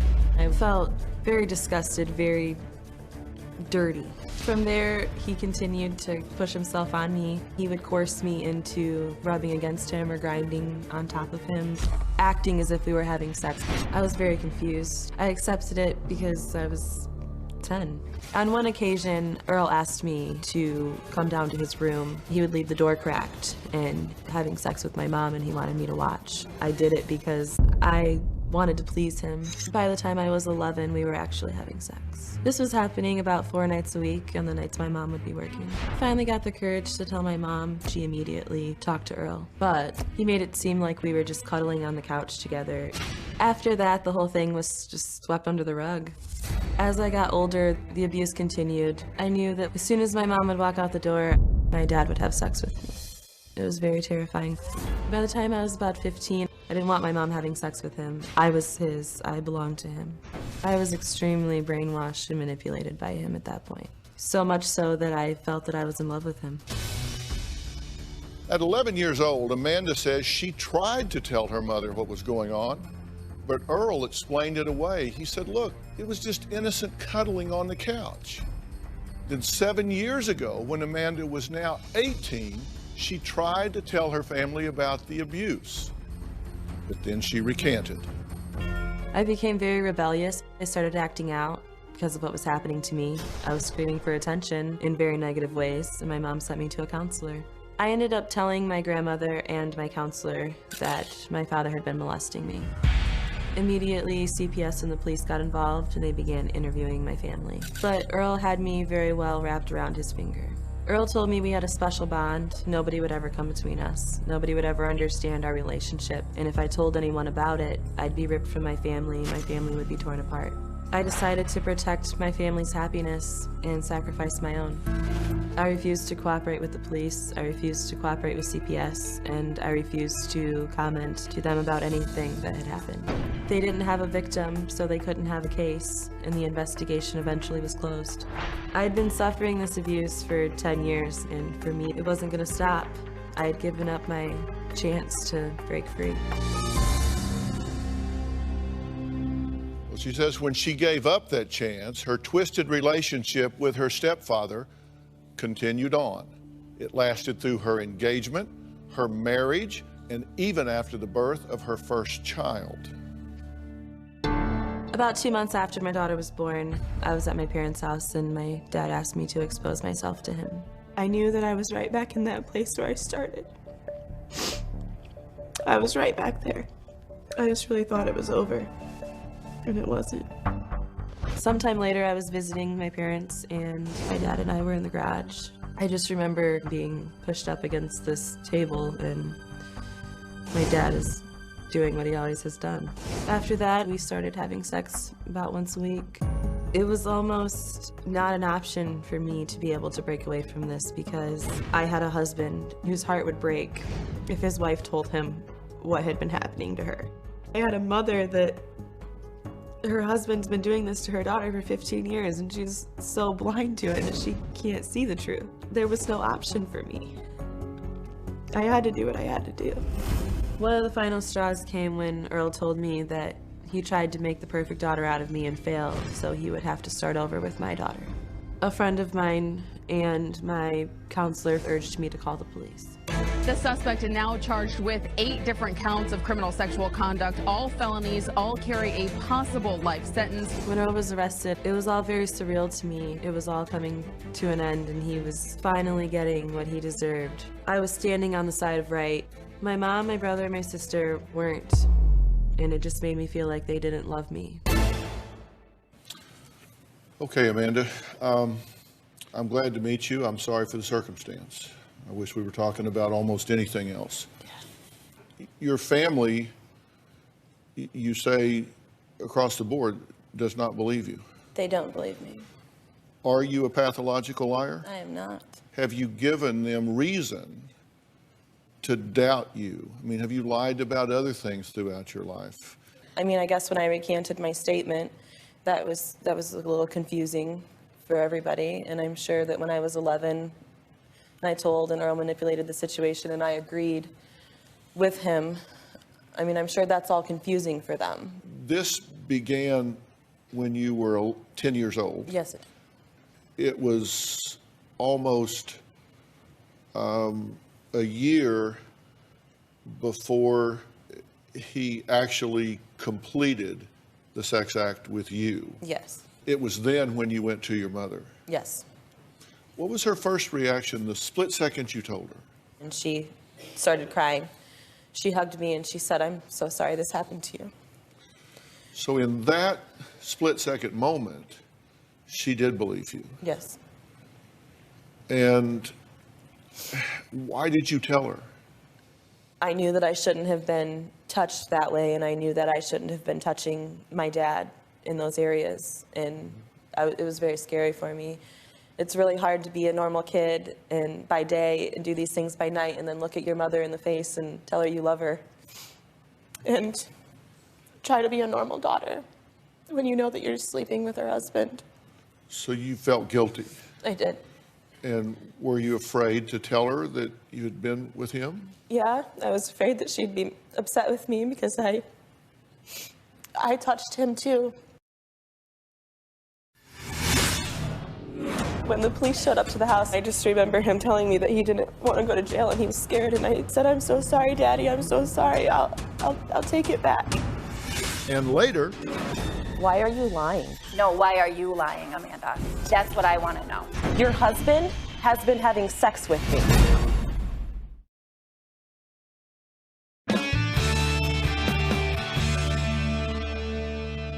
How did it feel when your mother did believe you and she did say, "I'm sorry that happened to you"?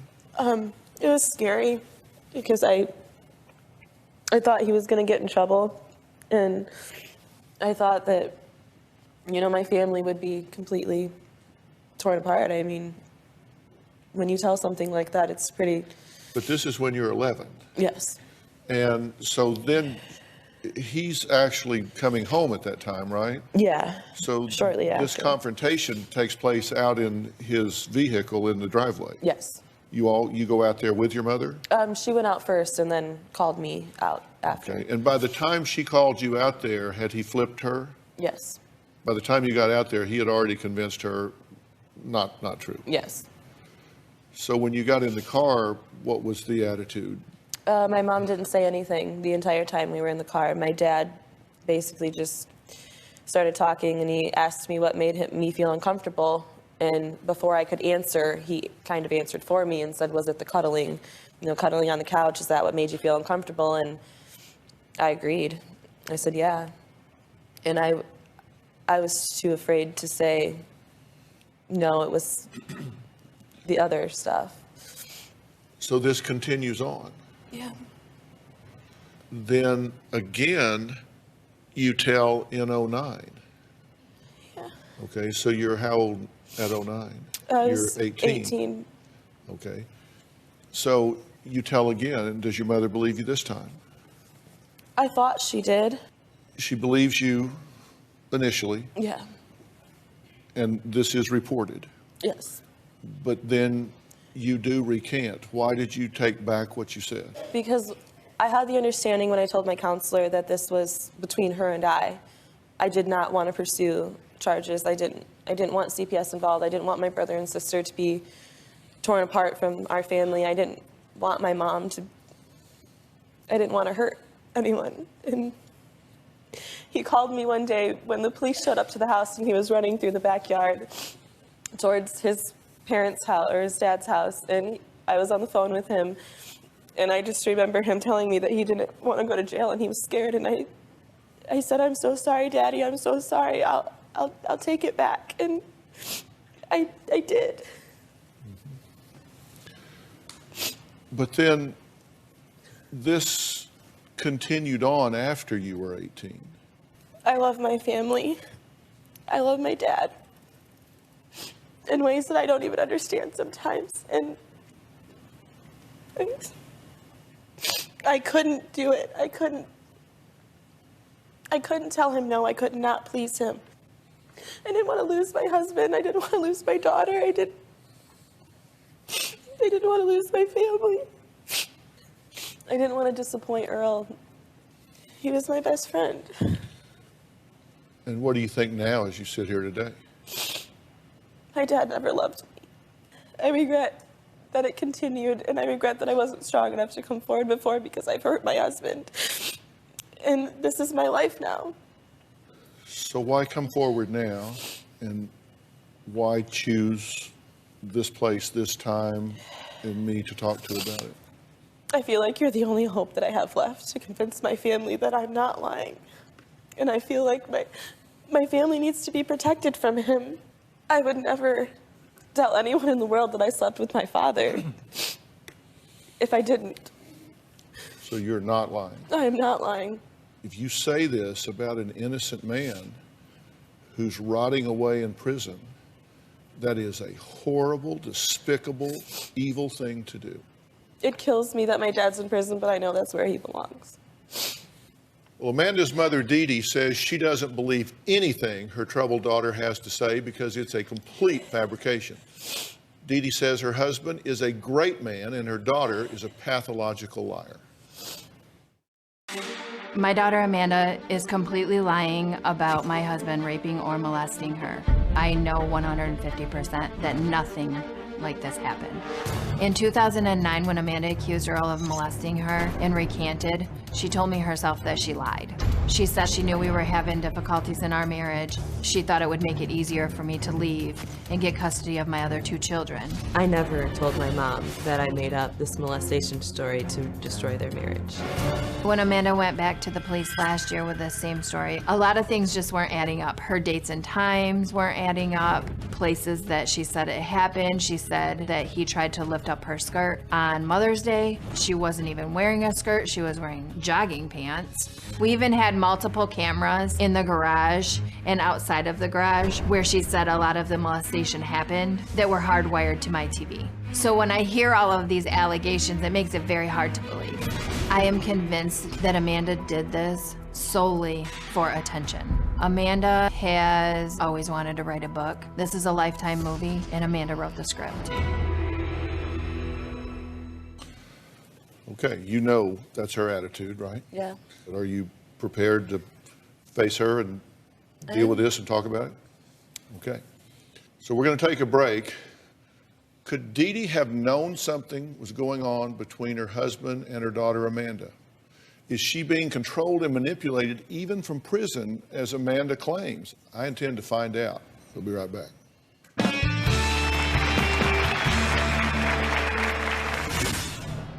It has nothing to do with him manipulating me. You're right. It has everything to do with you not being a mother.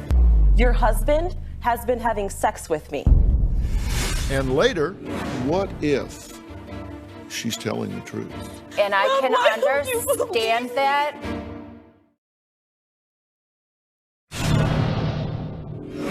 Ever since Amanda was a child, she's lied about everything. I didn't lie any more than any other kid would lie. I wouldn't just make up random lies all the time. That's insane. When Amanda was 18, she was diagnosed with bipolar disorder. During that time, everyone walked on eggshells in my house. Amanda was out of control.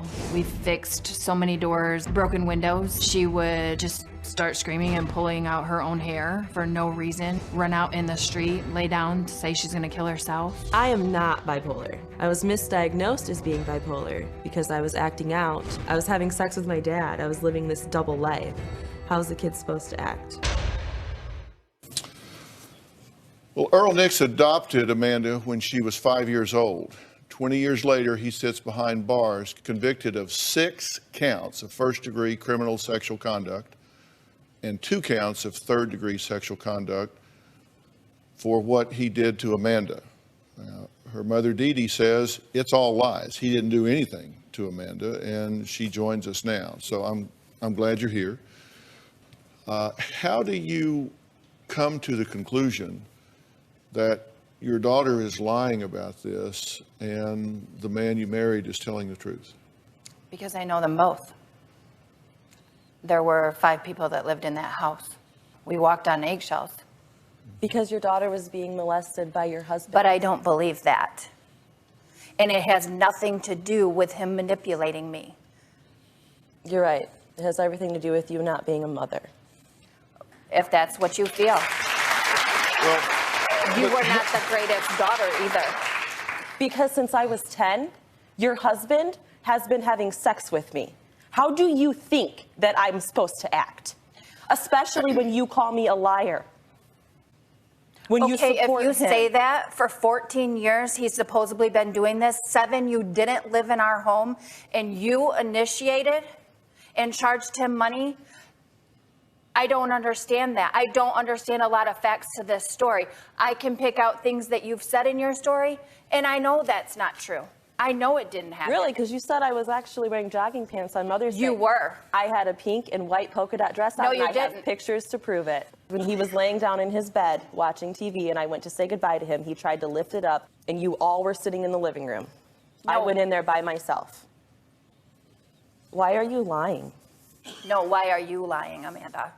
That's what I want to know. Okay, well, what I want to know is there something you know that makes you comfortable in believing that this man did not do this?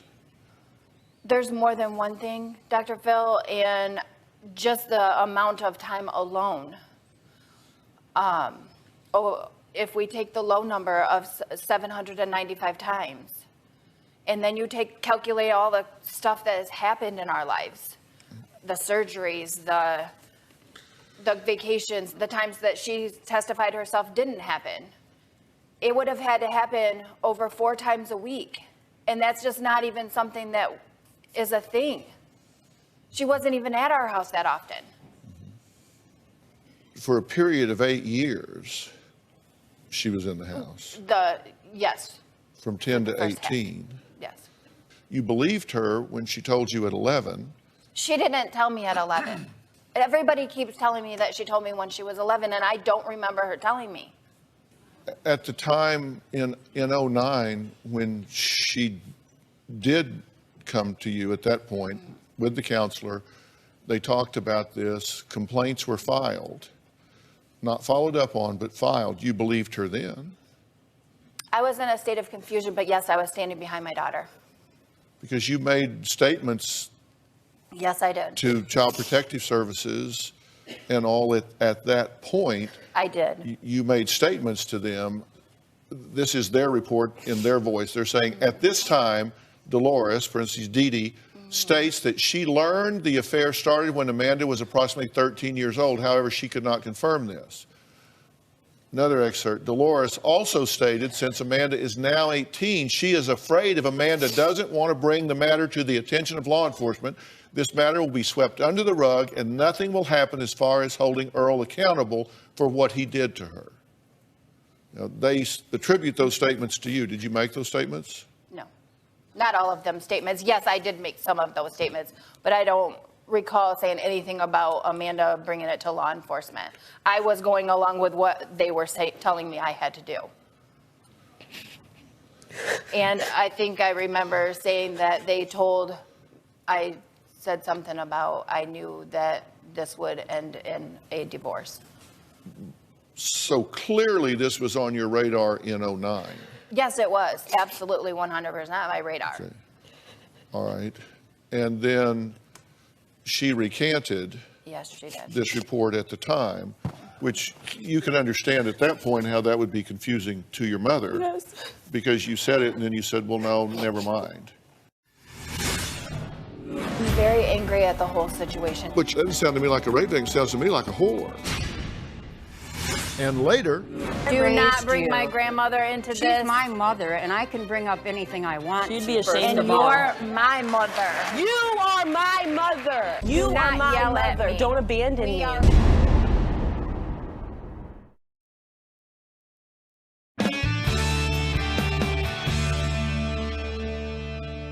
here's my question. Does your belief in Earl go up and down with whether you're liking him or not at the time? And does your belief of Amanda go up or down with whether you two are getting along at the time? Do you tend to believe who likes you No. at the time or who you like at the time? No. And I'm not being I know a that. smartass when I say that. We do have the tendency to believe people that we like and we tend to believe those that like us. Mine That's and the truth Amanda's of it. relationship has always been strained. We're not going to sit here and pretend like we were close buddies all the time.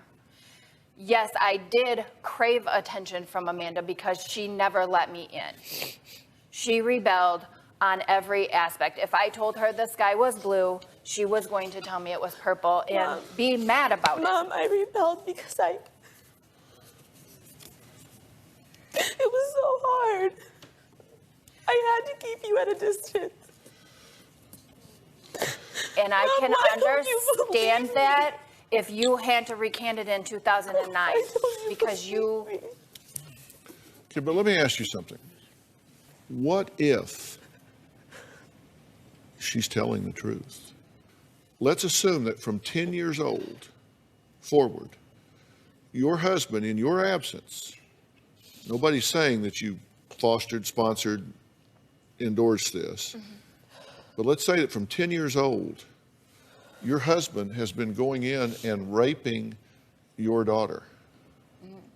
Let's assume that's true. Let's assume that she is a rape victim from the age of 10 at the hands of your husband, and that through that process, he, with a position of power and authority over a child, has gotten in her head and convinced her that this is okay, you want this is a good thing, this is our bond, all of the stuff that rapists and molesters say when they groom a victim and get control of a victim and take power over a victim.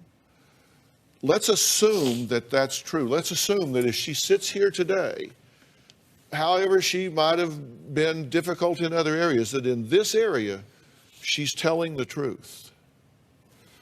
How would you feel about that? What would your thoughts be? I would be devastated. I don't even know how I would feel. I'm very angry at the whole situation as it is. If this would have ended in 2009, when we're talking about a child, it would be easier for me to, I would be devastated. I probably wouldn't even, definitely wouldn't be here, but that's not all we're talking about. I understand. And then people are saying, I put my head in the sand from 2009 until 2015, and that's a lie. If anything, I was more curious about everything. I was more suspicious about everything. I understand that what you're saying is, but wait a minute. She started saying, if you're going to do this stuff to me, buddy, you're going to pay for it. You're going to pay for it. $50 for this or $100 for that. You say, that sounds like a whore to me, is what you said. That sounds like a prostitute to me. How is that a victim? Do you understand that from 10 years old, if someone is defiled in that manner, if someone is violated in that manner, that they become objectified and dehumanized, and they begin to measure their self-worth as a function of what they have to offer physically. Do you understand that that is in complete keeping with the exact mindset of someone that has been raped, molested, violated across time? Yeah, I know how a rape victim feels. But you're saying that doesn't sound to me like a rape victim, it sounds to me like a whore. But if she just all of a sudden at 20 came over and said, by the way, Dad, how about we start having sex and I'm going to charge you. He's actually the one that suggested that would be a different situation. But we're talking about someone that has been violated from the age of 10. We're hypothetically now. I'm saying if. I'm still in my hypothetical here. If, in fact, this had happened, then you can understand how that might affect the value system and moral compass of a 10-year-old child going forward, right? Yes. That is something that I remember. You remember that, but you don't remember when I was 11 and I told you that Dad raped me? I do not remember you telling me that.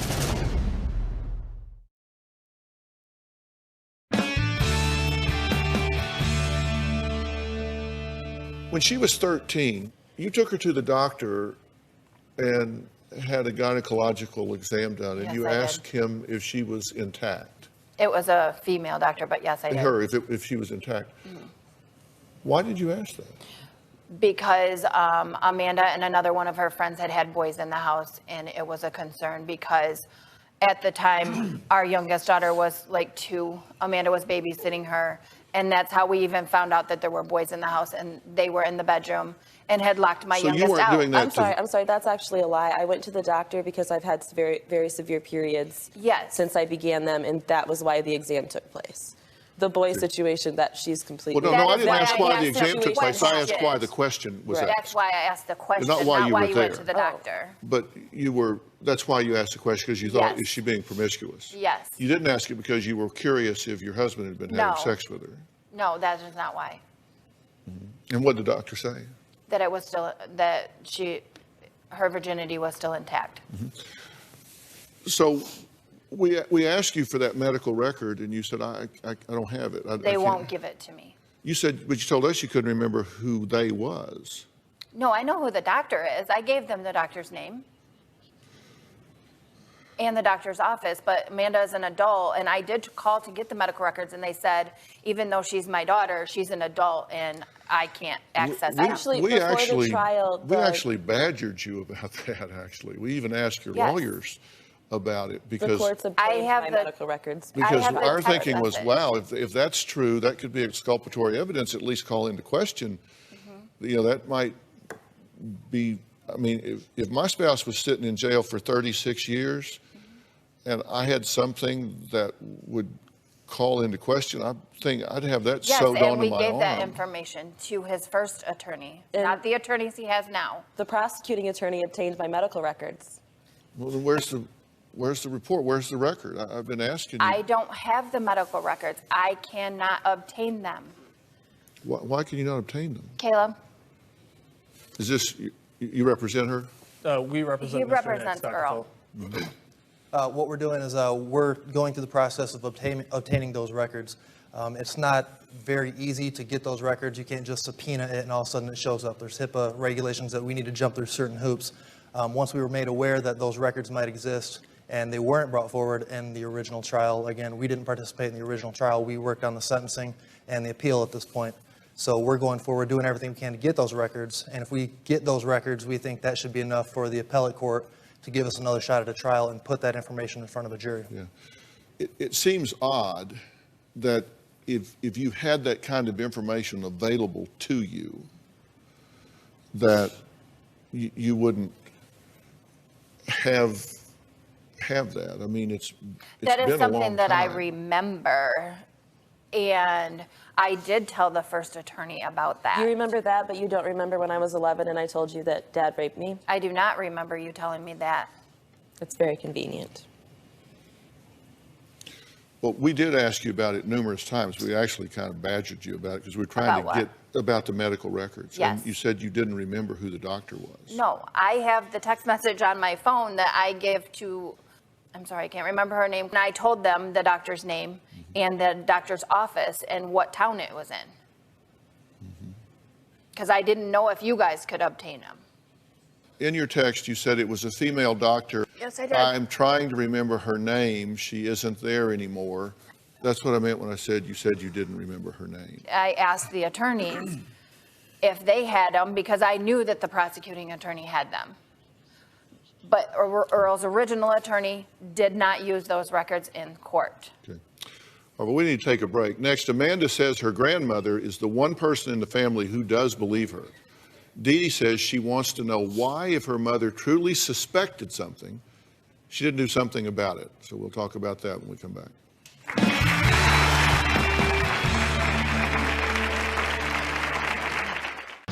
In pictures, I noticed that Amanda would be clinging on him, having her arm wrapped in his like a girlfriend would.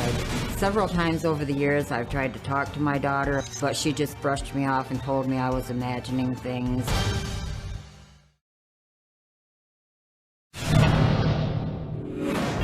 I was shaking when the jury came back. The judge asked if they had a verdict, and they said yes. And they began reading all the counts, and I heard guilty. And I just stared at the ceiling, and I just thanked God for finally making this happen. They didn't believe him, they believed me. That was the first time that that's ever happened. And it felt great. He couldn't manipulate the jury, and he could no longer manipulate me. Amanda claims her stepfather, Earl Nix, molested and raped her from the age of 10 to 25. It wasn't an affair, it wasn't sex, it was rape. She says she told her grandmother Sharon in 2009, who in turn called Dee Dee and told her. Sharon says Dee Dee has allowed Earl to control her every thought and has even turned Dee Dee against her own daughter. My daughter Dee Dee doesn't believe that anything happened to Amanda. She believes Amanda made the whole story up out of spite. When Amanda was about 10 or 11 years old, I got a phone call from Dee Dee, and she told me Amanda had just told her that Earl was messing around with her. I told her, Dee Dee, bring the kids over here and we'll figure this out. She never came over. She called me back and said Amanda made up the story. That never happened. Even if I had told her that, knowing my mom, there's no way she would have let that go. One time I was babysitting for Dee Dee and Earl, and as I walked in the front door, Earl came walking down the hallway from the kids' bedroom, straightening his pants, and I just thought that didn't look good. On another occasion, Earl lay down on the floor in front of the television on his back. Amanda laid down on top of his legs, and her face was directly in his lap, and I looked at my daughter, and she looked away. Even in pictures, I noticed that Amanda would be clinging on him, hanging on him, holding his hand, having her arm wrapped in his like a girlfriend would. Several times over the years, I've tried to talk to my daughter, but she just brushed me off and told me I was imagining things. My mom claims that I always knew and that I put my head in the sand. Well, if she always knew, why didn't she do anything about it? If I suspected that my granddaughter was being sexually abused, I don't care who I offended, I would call the authorities. Well, Sharon, thank you for being here. Who knew what and when did they know it? Well, I'm sitting here listening, and I've sat through the trial, and I don't know why, Dee Dee, that you don't remember calling me, but you called me right after Mandy told you that the very first time when you This is at 11 years of age. Yes. And you said, I'll call you back, Mom. And I said, okay. And then when you did call me back is when you told me that you had been outside with Mandy and Earl, and that Mandy had said that it wasn't true. And I don't know why you can't remember that. I don't remember that. Well, it doesn't surprise me because your grandmother was just like that too. Anything bad, they don't remember. Don't bring my grandmother into this. Do not bring my grandmother into this. She's my mother, and I can bring up anything I want to. She'd be ashamed of all. You're my mother. You're my mother. You are my mother. You are my mother. Don't abandon me. We are adults. Don't abandon Do not me. yell at me. Yeah, we are adults, aren't we? And it's exactly why you shouldn't call me a liar. You should have more respect for me, too, because you did call me. No, I didn't. Yes, you did. I don't remember Well, I calling don't you. care if you remember or not, because I do remember, So, Dee Dee. Like you you take said, it a on your grandmother isn't place. going to let that go. So when you called me, my heart fell to the floor.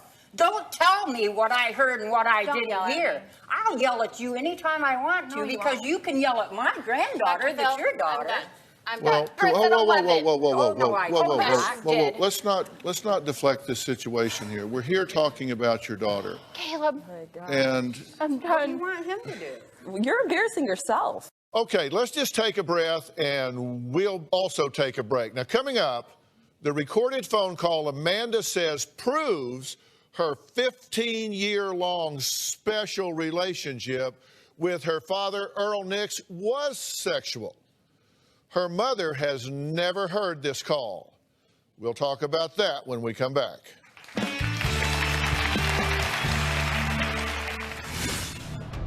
So we can't do anything anymore, and we just have to move forward. No more sex, no more nothing, no more. No, it's so hard. It's so awkward. I was selfish, and I regret that. Not recognizing my addiction. Your addiction to, like... To you. All right, we're out of time for today, but there is so much more to get to. From the secret phone call between Amanda and Earl Nix to Sharon's confrontation with Amanda's mother, the tensions mount with this family. Here's a preview of tomorrow. Next time on Dr. Phil. I need you guys to believe me. I can't leave my dad behind. I watched my life fall apart for the past year. I watched mine fall apart for 15. You want a relationship with our family. You want us to forgive you for this. Forgive me. The shocking audio tapes. We can't do anything anymore. No more sex. How do you hear that and believe that your husband was not having relations with your daughter? I don't know, I have not heard it. What will a polygraph reveal? You were asked, has your stepfather had sex with you? And the answer was found to be... That's next time. Is she telling the truth? Is her story a pathological lie like her family says? Well, we're going to talk about that and much, much more tomorrow. Thanks, everyone. We'll see you next time.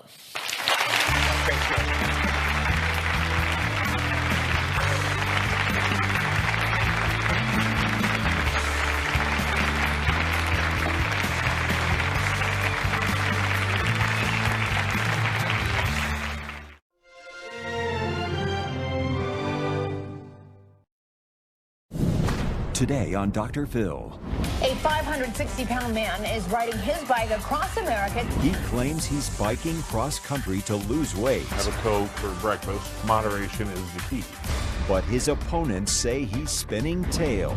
This turned into a crowdfunding vacation. You raised a bunch of money from people. He's hardly riding, and he's eating trash food. Is he a man on a mission? You've been in Florida for 3 months. I was doing 5 miles a day. 5 miles a day? Here's my town. I can ride down Sunset to Doheny, and that's 5 miles. Right.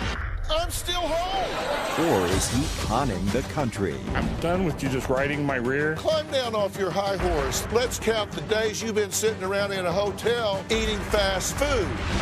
This is a scale. Step on. Let's do it. Have a good show, everybody. Here we go. This is a safe place to talk about hard things. Stand by. We'll count you down. I try to be an emotional compass and point you in the right direction. 5, 4. I am not giving up on you.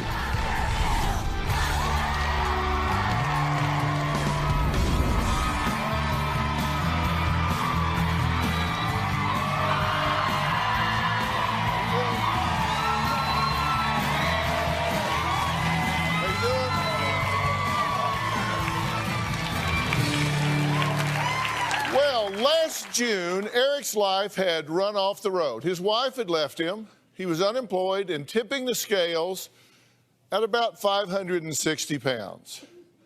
Then, just as he was about to give up, a song by the Proclaimers came on the radio. So he decided that although he can't walk that far, well, hell, he could at least ride 1,000+ miles on a bicycle. So that's when Eric said he made the biggest decision of his life. Angie and I got married in 2008, and we separated in June 2014.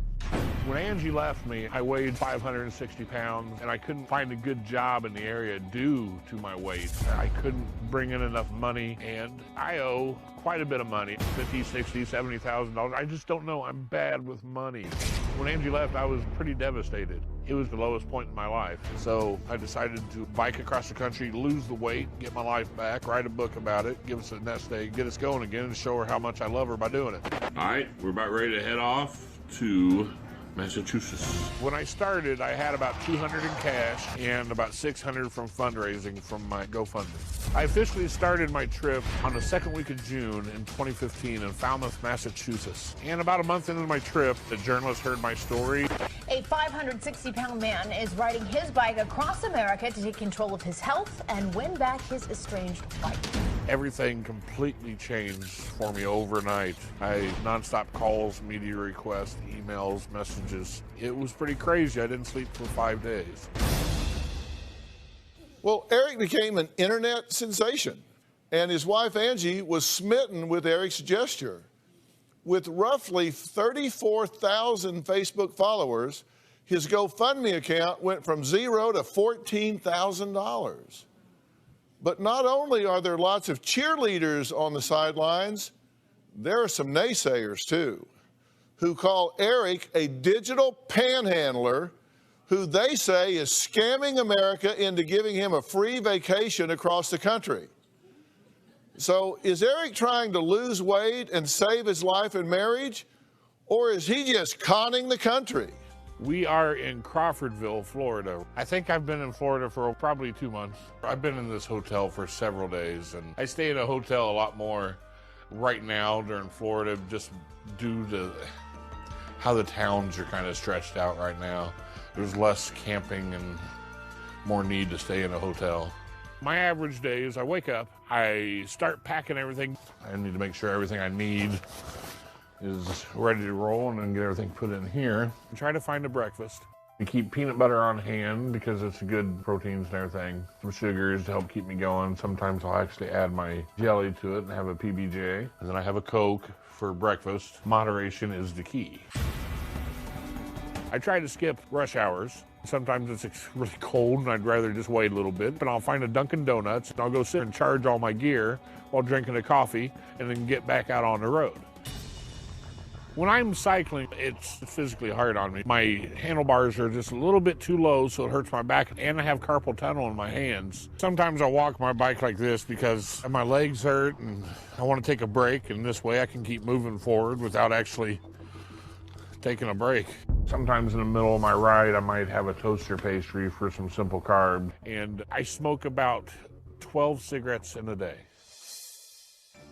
I usually eat 6-7 times a day. I found sausages in there. They're probably not the best on salt, but you know, when you sweat a lot, you need a lot of salt. I was able to find, I guess, steak taquitos. Honestly, I eat like any other human being. And that's what I got to do for the rest of my life. It's about portion control. Meet a lot of people on the road. It's pretty cool. Can I get a picture with you? Yeah, that'd be cool. They say that I've traveled about 600 miles, and I have no clue how many days I've stayed in the hotels. I have no clue how many days I've camped. I just know I've been out here for, what, almost 200 days? So you've been on the road. When did you start, actually? Second week of June. You started the second week of June? Yeah. And let's talk about why you did this. You posted on your website what your reasons were, right? And here's what you said. You said, quote, "I'll be riding a bicycle from East Coast to West Coast for a few reasons. One, to prove things to my wife and my love. Okay. Two, to take back my health and to lose the pounds I've collected over the years. All the money will fund my trip. Which will include my wife at times, too. Money will be used for camping, food, supplies, travel, medical, internet, repair, etc. Pretty much anything I need to survive on the road. Yep. With your help, I can lose this weight, write this book, and prove to the world that we are not fat and lazy, but big and bold and ready to take on the world." Right. Did you prepare? Yeah, as best as I could. I didn't ride. I didn't really train like that. I rode exercises with the bike a little bit, and I took one test ride about a week before the trip and made it about 5 miles before I crapped out. I wasn't going to ride my bike really until I got out there because I thought it was cheating. You thought training for a 3,000-mile journey was cheating? Yeah, because I wanted to write the book about the whole experience and actually doing it on the road. So are you writing the book? I'm working on it, yeah. To take How many notes, take pages pictures. Well, we're not to the point where we're putting pages. We're collecting information, taking notes, doing pictures, doing video, blogging. Then we just saw pictures of you in like Times Square with Naked Cowboy and yeah. You got a lot of attention. At one point you said in your tape that you didn't, so much media, you didn't sleep for 5 days. Yeah, it was tough. People were calling me, texting me nonstop. You got to Rhode Island and you said you had to stay there for 2.5 weeks because the media was so intense. Exactly, yeah, it was very intense. It kept Was Rhode Island a media hotbed of the country? What do you... Apparently, that's where they all came and just came down on me. This is when donations start pouring in, right? Yeah. So you got $20,000 via the GoFundMe and Indiegogo accounts, and you've gotten $1,500 in goods, including my $700 bicycle and clothes, $1,000 labor at bike stores because your bike breaks down. Yeah. $500 worth of beef jerky. I gave a lot of it away and did some posts about it for them because, I like to help out. Everybody's helping me, so I try to help out them. And Destination XL clothes and then cycling clothes donated by fans on the road. Aerotech Designs, actually, for the cycling clothes. And somebody gave you a scale? They did. Destination XL gave me a scale. You said you started at about 560 pounds, and you're down quite a bit. Between 480, 490, somewhere in there. You're 484 down. 480, 490. You say you're riding usually 6-7 hours a day. I'm on the road 6 or 7, not necessarily pedaling the whole day because I take a lot of breaks. Because I can't help it. And you said in the morning you do like protein shakes, but then you ran out of the protein shakes. Yeah, just recently. So. And you replaced that with just over-the-counter type peanut butter and jelly sandwiches and Pop-Tarts and Pop-Tarts are every once in a while. Dunkin' Donuts is just coffee and bananas, but and to charge my gear. You said you bike 200 miles to your current location of Crawfordville, Florida. Yeah. And your goal is to make it to Pasadena, California by May. Yeah. The red on the map is where you rode. Right. I've got the blue to go. You said you've been in Florida 1 to 2 months? I think so, yeah. I had a family member that was dying, and it was the last chance to visit. And my mom came to visit on her way to see her sister, who we were visiting in Florida, and my mom broke her arm right here really badly. And so she was kind of with us for another week and a half, 2 weeks. I'm sorry to hear all that. Seriously. Yeah. But you raised a bunch of money from people that you were going to do a coast-to-coast quest. Right. And then you went to Florida and hung out for 2 months. Well, it wasn't with that money. Would you suggest I leave my mother alone by herself in Florida? So have you canceled your trip? No, not at all. I'm still riding. So you're not taking care of your mother? Not now. I said for 1 to 2 weeks. Well, what about the other 6 weeks? Well, some of it's riding when you're only doing 10, 15, 20 miles a day, and then you have days off taking care of different things. My wife got sick. Like I said, we've run into problems. Okay, well, when we come back, we're going to meet 2 of Eric's haters, as he calls them, who says he's on a crowdfunding vacation where he eats poo-poo platters, White Castle hamburgers, cake, and stays in nice hotels thanks to the public's generosity. We'll hear what they have to say when we come back.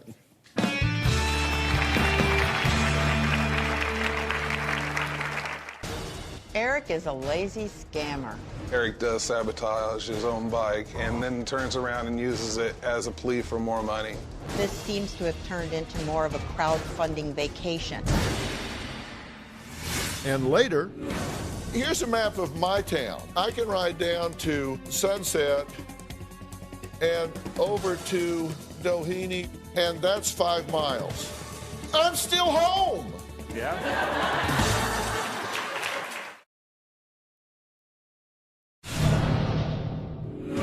I have about 33,000 people on Facebook that actually support me, but I have that diehard 200 haters that are just sad, pessimistic people. They will lie, cheat, steal. Now, Dagny spends every waking moment trying to figure out a way to destroy me. I hate that woman. I do. Well, self-proclaimed fat guy Eric says he was 560 pounds and unhappy with his weight, so he decided to do something unexpected, go on an epic bike ride across America. His goals? Well, lose weight, write a book, and rescue his failing relationship with his wife. Well, after his story went viral, thousands of dollars rolled in, and so did the critics, saying Eric was scamming America. Eric's a digital panhandler. He's putting an emotional gun to people's heads and robbing them blind. Eric is a lazy scammer. Eric is not using the GoFundMe money for camping. He's using it to spend weeks at a time in hotels. This seems to have turned into more of a crowdfunding vacation. Eric's not losing any weight because he's hardly riding, and he's eating trash food, smoking cigarettes, and playing on Facebook. My Facebook group, we follow Eric. Eric uses GPS services, and we can see when he's at fast food restaurants. We can see when he's at motels for long periods of time. The more that I followed Eric's story, it appeared to me that he put a lot more effort into making excuses than actually getting out and riding that bike. Eric does sabotage his own bike and then turns around and uses it as a plea for more money. I can remember when once he even tried to get people to give him free movie tickets on a hot day so he could sit in a cool movie theater. I'm not a hater, but really, I would like to see this whole charade come to an end. It's the beginning. Okay, so you guys think this is a scam? I'm very skeptical. I believe he's not doing what he claimed he was going to do, yes. I think that he's not living up to what he's promised. Uh-huh. And what do you think he's falling short on? I think he's fallen short on riding. I think he's fallen short on saying he's going to camp and then you see him in a hotel for a month. Mm-hmm. And why is that offensive to your sensibilities? It's offensive because he's actually leaning on the promises and good hearts of people that are giving their money. He did help me get my trailer, my first trailer, though, because we were friends. Does he have larceny in his heart, or is he just incredibly naive? I think Eric knows exactly what he's doing. Trying to get across the country. I know exactly what I'm doing. Really? Yeah. What do you think? Larceny in his heart or incredibly naive? I go for incredibly naive. I think he's all caught up in the excitement and romance of this idea that he's going to ride a bike across the country. But when I first began to research his story, it seemed to me that he was appallingly unprepared. And it seemed to me to be a completely doomed venture, and that he has gotten himself out there and found just how difficult it really is. And he's been in Florida 3 months, by the way. I have no idea. Yes, I left towards there in October. What do you mean you have no idea? How does a grown man not know where they've been for 3 months? Because I don't keep real good track. I'm sorry. Well, no, I know you don't. I know you don't. I know you don't. You say you don't keep real good track, but 3 months is a whole season. I know. I mean, the year has changed. That was last year. I know. It goes so quick. You know what I mean? It's like, it's hard to explain. It's like. Yes, it is. I know. It just kind of all blurs together. That's the problem. No, it doesn't. It does when you're out like that. We have calendars. We have a 24-hour cycle. I know. The sun comes up. That denotes a new day. I know. Then when it gets dark, that ends a day. Then when it comes back up, that starts a new day. Yes, I know that. And then when it's Monday and everybody's going to work and there's more traffic than there was on Sunday, that's a new week. Yeah. It is. See, we have these patterns. 5 miles would take 30 minutes. Then I'm over here, still home at 8:30. So now I'm going to stay there until tomorrow morning. I can still see the house. And later, my mother broke her arm. I had to spend time with her. No, am I supposed to just ride on without her or take care of her, Dr. Bill? Tell me. Well, you've been in Florida for 3 months. I'm done with you just riding my rear. Climb down off your high horse there.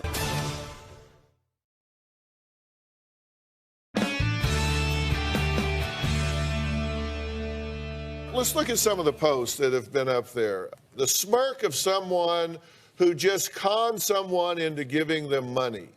Here's one. Yeah, I'm sick of seeing that fat son of a bitch all over my blanking news feed. He is a blanking attention whore, I'm sure it says. Oh, everybody look at me because I'm fat. I sit on my fat ass and ate food every day. So let the world know that one fat guy across America, you are a blanking disgrace to Americans everywhere.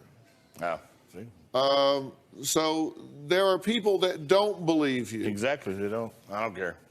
You're out there to lose weight and get across America, but you've been in Florida, she says, for 3 months. You say 2, but you can't argue because they all run together. Yeah, it's sometime in October I got there, so that's all I know. And then on July 9th, 2015, you said, quote, I had their poo-poo platter, wings, moz sticks, boneless wings, and tater skins. Yes, and if you read... Those were the appetizers. Yeah. Then you said, for my main, I had Kobe beef burger for the first time. It was a good burger. You need to try one sometime.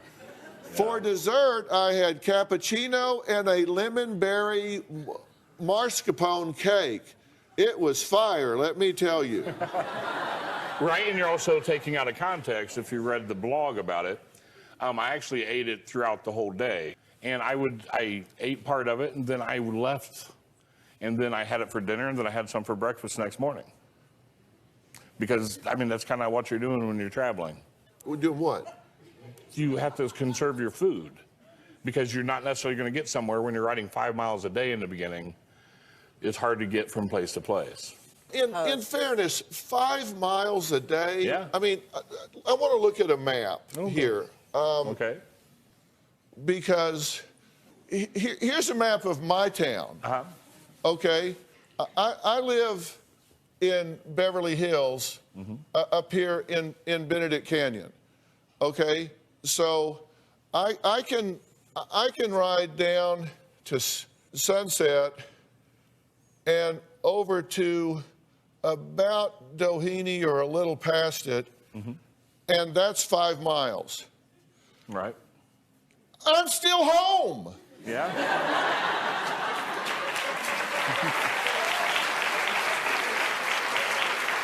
Now, how much do you weigh? Okay, well, hold on. All right. And I also looked up on the internet that the average speed that you ride a bike is 9.6 miles an hour. That's on a fast day. Okay, so that means 5 miles would take 30 minutes. If I left here at 8 o'clock, then I'm over here, still home at 8:30. Right. But I'm still here. So now I'm going to stay there until tomorrow morning. I can still see the house. I know.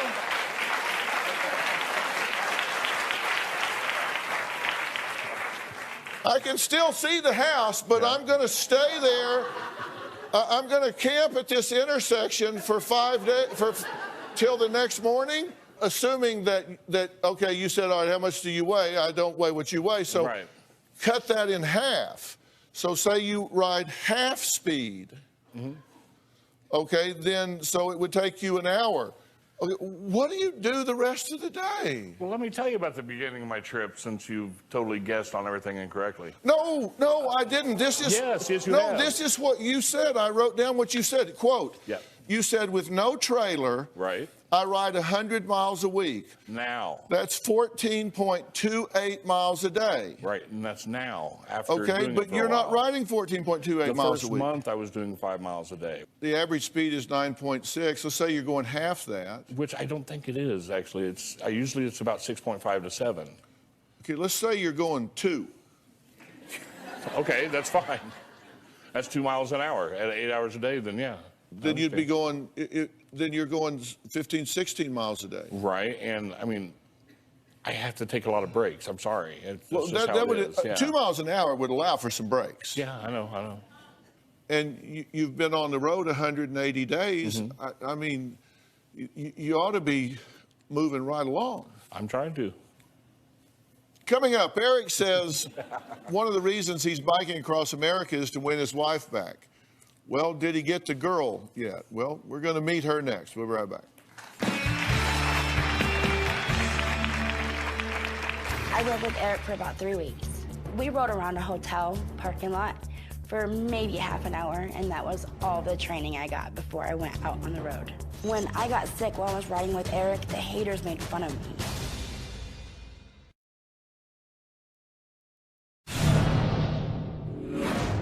Eric's wife, Angie, is just as manipulative as Eric. Angie threw Eric out. A few weeks later, she's engaged to somebody else. She shows a ring on Facebook.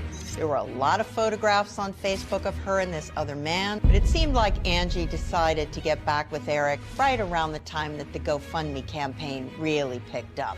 Angie is in this whole thing to add to the story in a way that she thinks may increase the donations. Yeah, if that was true. Eric is known and self-described as the fat guy who is supposed to be biking across America to lose weight and win back his wife. That's his description, not mine. Angie says it's working, but the haters are ruining their reunion. I had to leave Eric at the end of 2013 because he had just given up on himself. He had probably gained 150 pounds during our marriage. I had to watch my first husband die of cancer, and I didn't want to watch my husband now slowly kill himself. After I left, Eric told me that he was going to do something to win me back. I figured it was just another one of his dreams that he would never execute. I was wrong. I figure I had to do something big, really show her that I'm in for the fight. Once I saw Eric's commitment and dedication, I had to be by his side. Eric's bike journey has brought us close together. It's turned us into a power couple. I rode with Eric for about 3 weeks. We rode around a hotel parking lot for maybe half an hour, and that was all the training I got before I went out on the road. When I was biking with Eric, I was hospitalized 3 times. The haters made fun of me and said that I was a hypochondriac. The haters are a 24/7 network with a fatal attraction. I believe that the haters sabotaged my car by loosening the lug nuts. I lost my tire doing 65 miles an hour and was nearly ran over by a semi. They're out to sabotage Eric. They want him stranded because they're jealous of Eric and I and our love. The haters need to get a life and leave us alone. Angie, thank you for being here. You think somebody actually sabotaged your car? Yeah, I do. Well, I hope that's not true. I hope it's not true either. Look, you said people need to mind their own business. Here's the issue, guys. By raising money through a public forum, they do have license and reason to inject themselves into the narrative of what you're doing. That's the issue. And I do my best to keep up with it on Facebook and... Well, you've been in Florida for 3 months. My aunt was dying of cancer. I'm sorry. She just passed away 2 days ago or 3 days ago. I'm sorry for your loss. My mother broke her arm. I had to spend time with her, which you wouldn't take care of your mother, apparently. My wife got sick. She was stuck in a hospital. Am I supposed to just ride on without her or take care of her, Dr. Bill? Tell me. I'm sorry. I'm done with you just riding my rear. Whoa, climb down off your high horse there. I'm sorry, you're just completely ripping me. No. You can get self-righteous and sanctimonious all you want to, but let's count the days that you've been taking care of these people and the days you've been sitting around in a hotel eating fast food. Who says I'm eating fast food all the time? You do. And tell me I wouldn't take care of my mother. Who do you think you're talking to? Well, it just seemed like, Dr. Phil, I was trying to get you to realize. You may, well, thank you for that. You're welcome. But you may blow that by some of the people you hang out with, but you ain't going to blow that by me. No. I'll get a calendar out with you, and we'll see how much time you've been spending rendering care to the ailing. That's fine. I said you've been eating fast food. What is this? That is a taquito, which your crew told me to go buy something at a gas station and eat it in front of them, Dr. Phil. Okay, my crew is setting your nutritional plan. What's that upside down in your bag back there? That was in the beginning, and I was still weaning myself off pop. That's an orange soda. She's laughing She at laughs him at and everything. he's trying to change. Well, because I lost 170 pounds. Yes, that's all your I know what hard it work. takes to get it done. Yes, I know what it takes to pay to get it done, Dagny. With your weight loss surgery, you did have a leg up. You must change your life significantly, and all you ever write about is how, it's not about giving up the good things in life. You can still treat yourself. Why are you so bothered by her and what she's saying? Well, I think she's only in it to raise the donations. You put this picture up of her and says, it truly fills the screen, doesn't it? I've not modified it at all. She posts pictures of herself all the time. And she believes that she's being inspirational to supporters. I don't see anything about her that's inspirational. she's got a bike helmet on, and you said, quote, "That's a brain that needs protection." I mean, come on, that's just mean. I was just being snarky. Well, you've made the representation to the people that have made the donations that you've lost 85 pounds. We're going to find out after the break.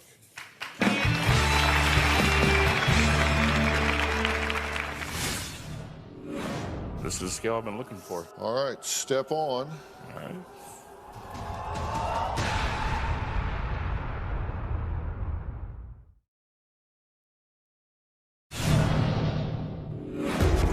Eric posts a lot of photographs of himself, comparing those photos side by side. That man almost looks like he's put on weight from when he started this trip. When I started riding, I weighed about 567 pounds. Right now, I haven't weighed in, I don't know, a month or two. I don't think he's riding, and I don't think he's losing weight. My clothes fit better. I'm all jiggly instead of all compressed now, and I can really see the weight coming off. I want to see a scale, Eric. Let's see it now. You have taken some pictures along the way. Yep. June, you say 540 pounds. July, 514. August, 493. September, 489. October, 499. November, 493. No December posting. And then January, 485. I don't remember putting one up for January, but that's okay. Yeah. Well, come over here and let's see what. Okay. This is a scale, and it's on 0, as you can see. And to make sure that we're properly calibrated, I got a 50-pound weight here, and it reads 50 pounds? 50 pounds. All right. So this is the scale I've been looking for. All right. Step on. All right. It says 514. So I am losing. I said I'm not doing great. Still over 500 pounds after all these months? I'm sorry, Dagny. I'm trying, though. I'm trying to make this happen. Okay, well, you've got a fix. You're at 514. Yeah, that's great. So now I know that I'm doing something wrong. You started in June. In July, you said you weighed 514. Yeah, somewhere in there, yeah. That was when I wasn't about Tiverton, they said? You didn't say somewhere. You said 514. And now it's July, August, September, October, November, January. And you're 30 pounds heavier than what you said. And you said, I didn't remember a January, so we'll use November. That's great. But you're where you were in July. So you need a plan. Yeah, I do need help, and I've said that. But it's trying to pick through the actual helpers and the people that she sicks on me all the time. So just ignore me. You've got $14,000. I'm trying, Dagny. How about you what to do? You haven't just attacked him. bad, I'm You've sorry. attacked Angie about saying she has cancer. So we're going to clear that up when we come back.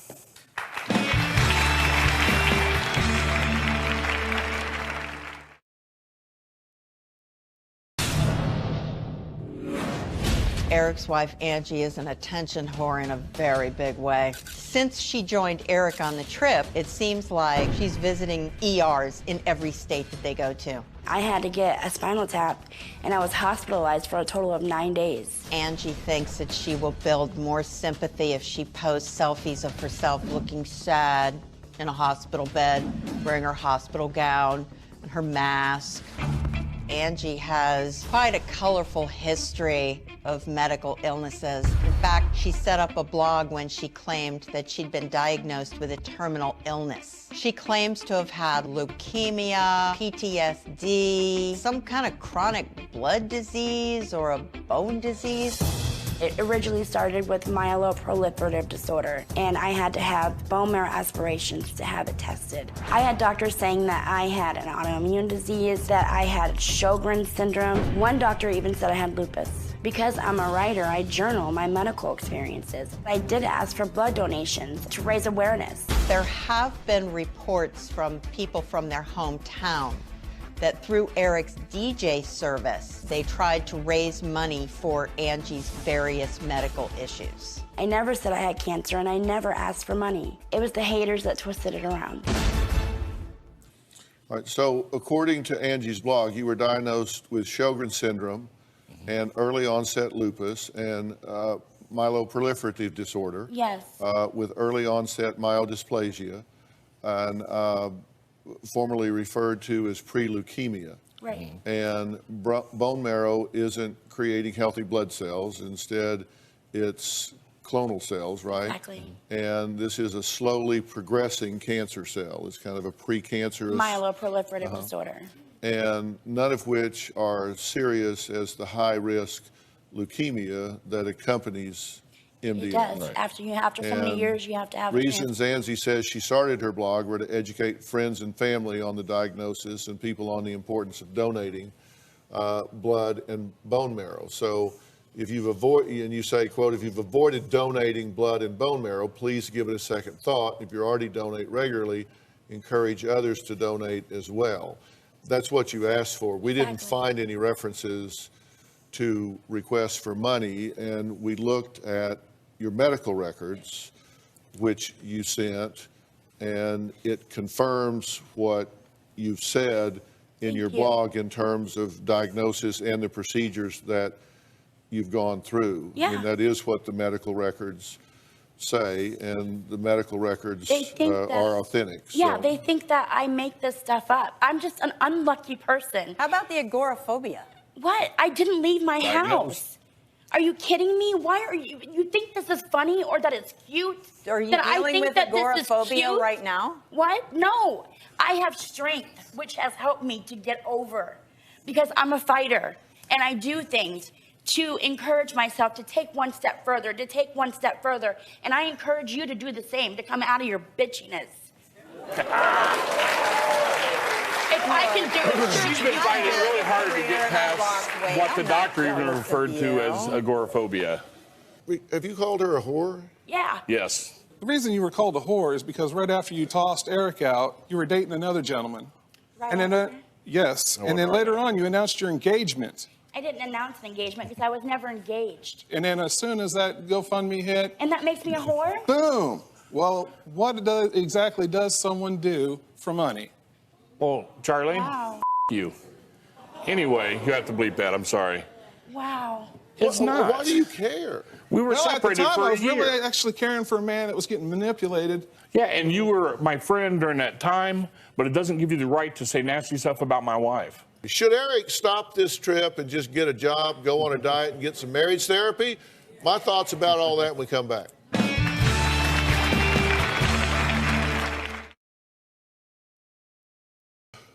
What I want to say to you is I do not believe by any stretch of the imagination that you are making a good faith and legitimate effort to get yourself from coast to coast on a bicycle.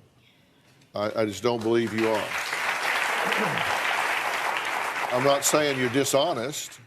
I'm just saying you're either ill-prepared and incredibly naive, disorganized, whatever. If you're conning anybody, you're conning yourself. You're letting yourself, sitting around eating peanut butter and jelly sandwiches and Tostitos on a curb. And don't listen, you can shake your head and roll your eyes all you want to. But let me tell you, then you need to change what you're doing because you're not getting any closer to Pasadena, California. You need to get out there and you need to set a goal and you need to do it come rain, come shine, whether it's hot, whether it's cold. You do need to get a nutritional plan and you need to get on that bike and you need to paddle your ass westbound. And if you do that, you are going to be astounded at how you feel. And when you start seeing those miles click off and those pounds come off and you get across there, you're going to feel great about it. And you're going to gain some momentum and you're going to get going. But it takes a plan and it takes commitment. Or don't. I'm saying you need to get yourself moving.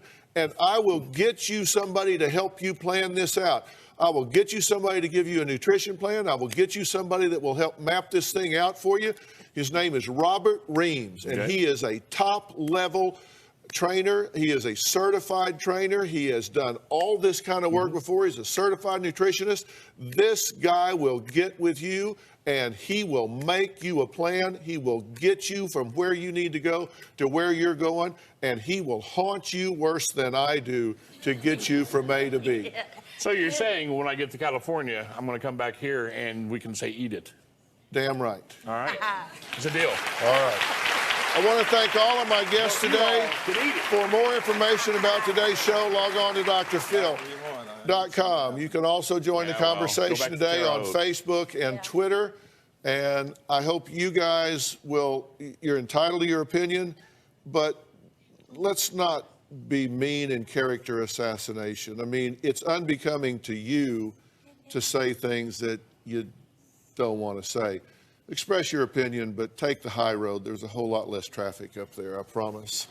Thank you. Thanks so much. Thanks, Doug. Thank you. Thanks so much. All right, guys. Thank you.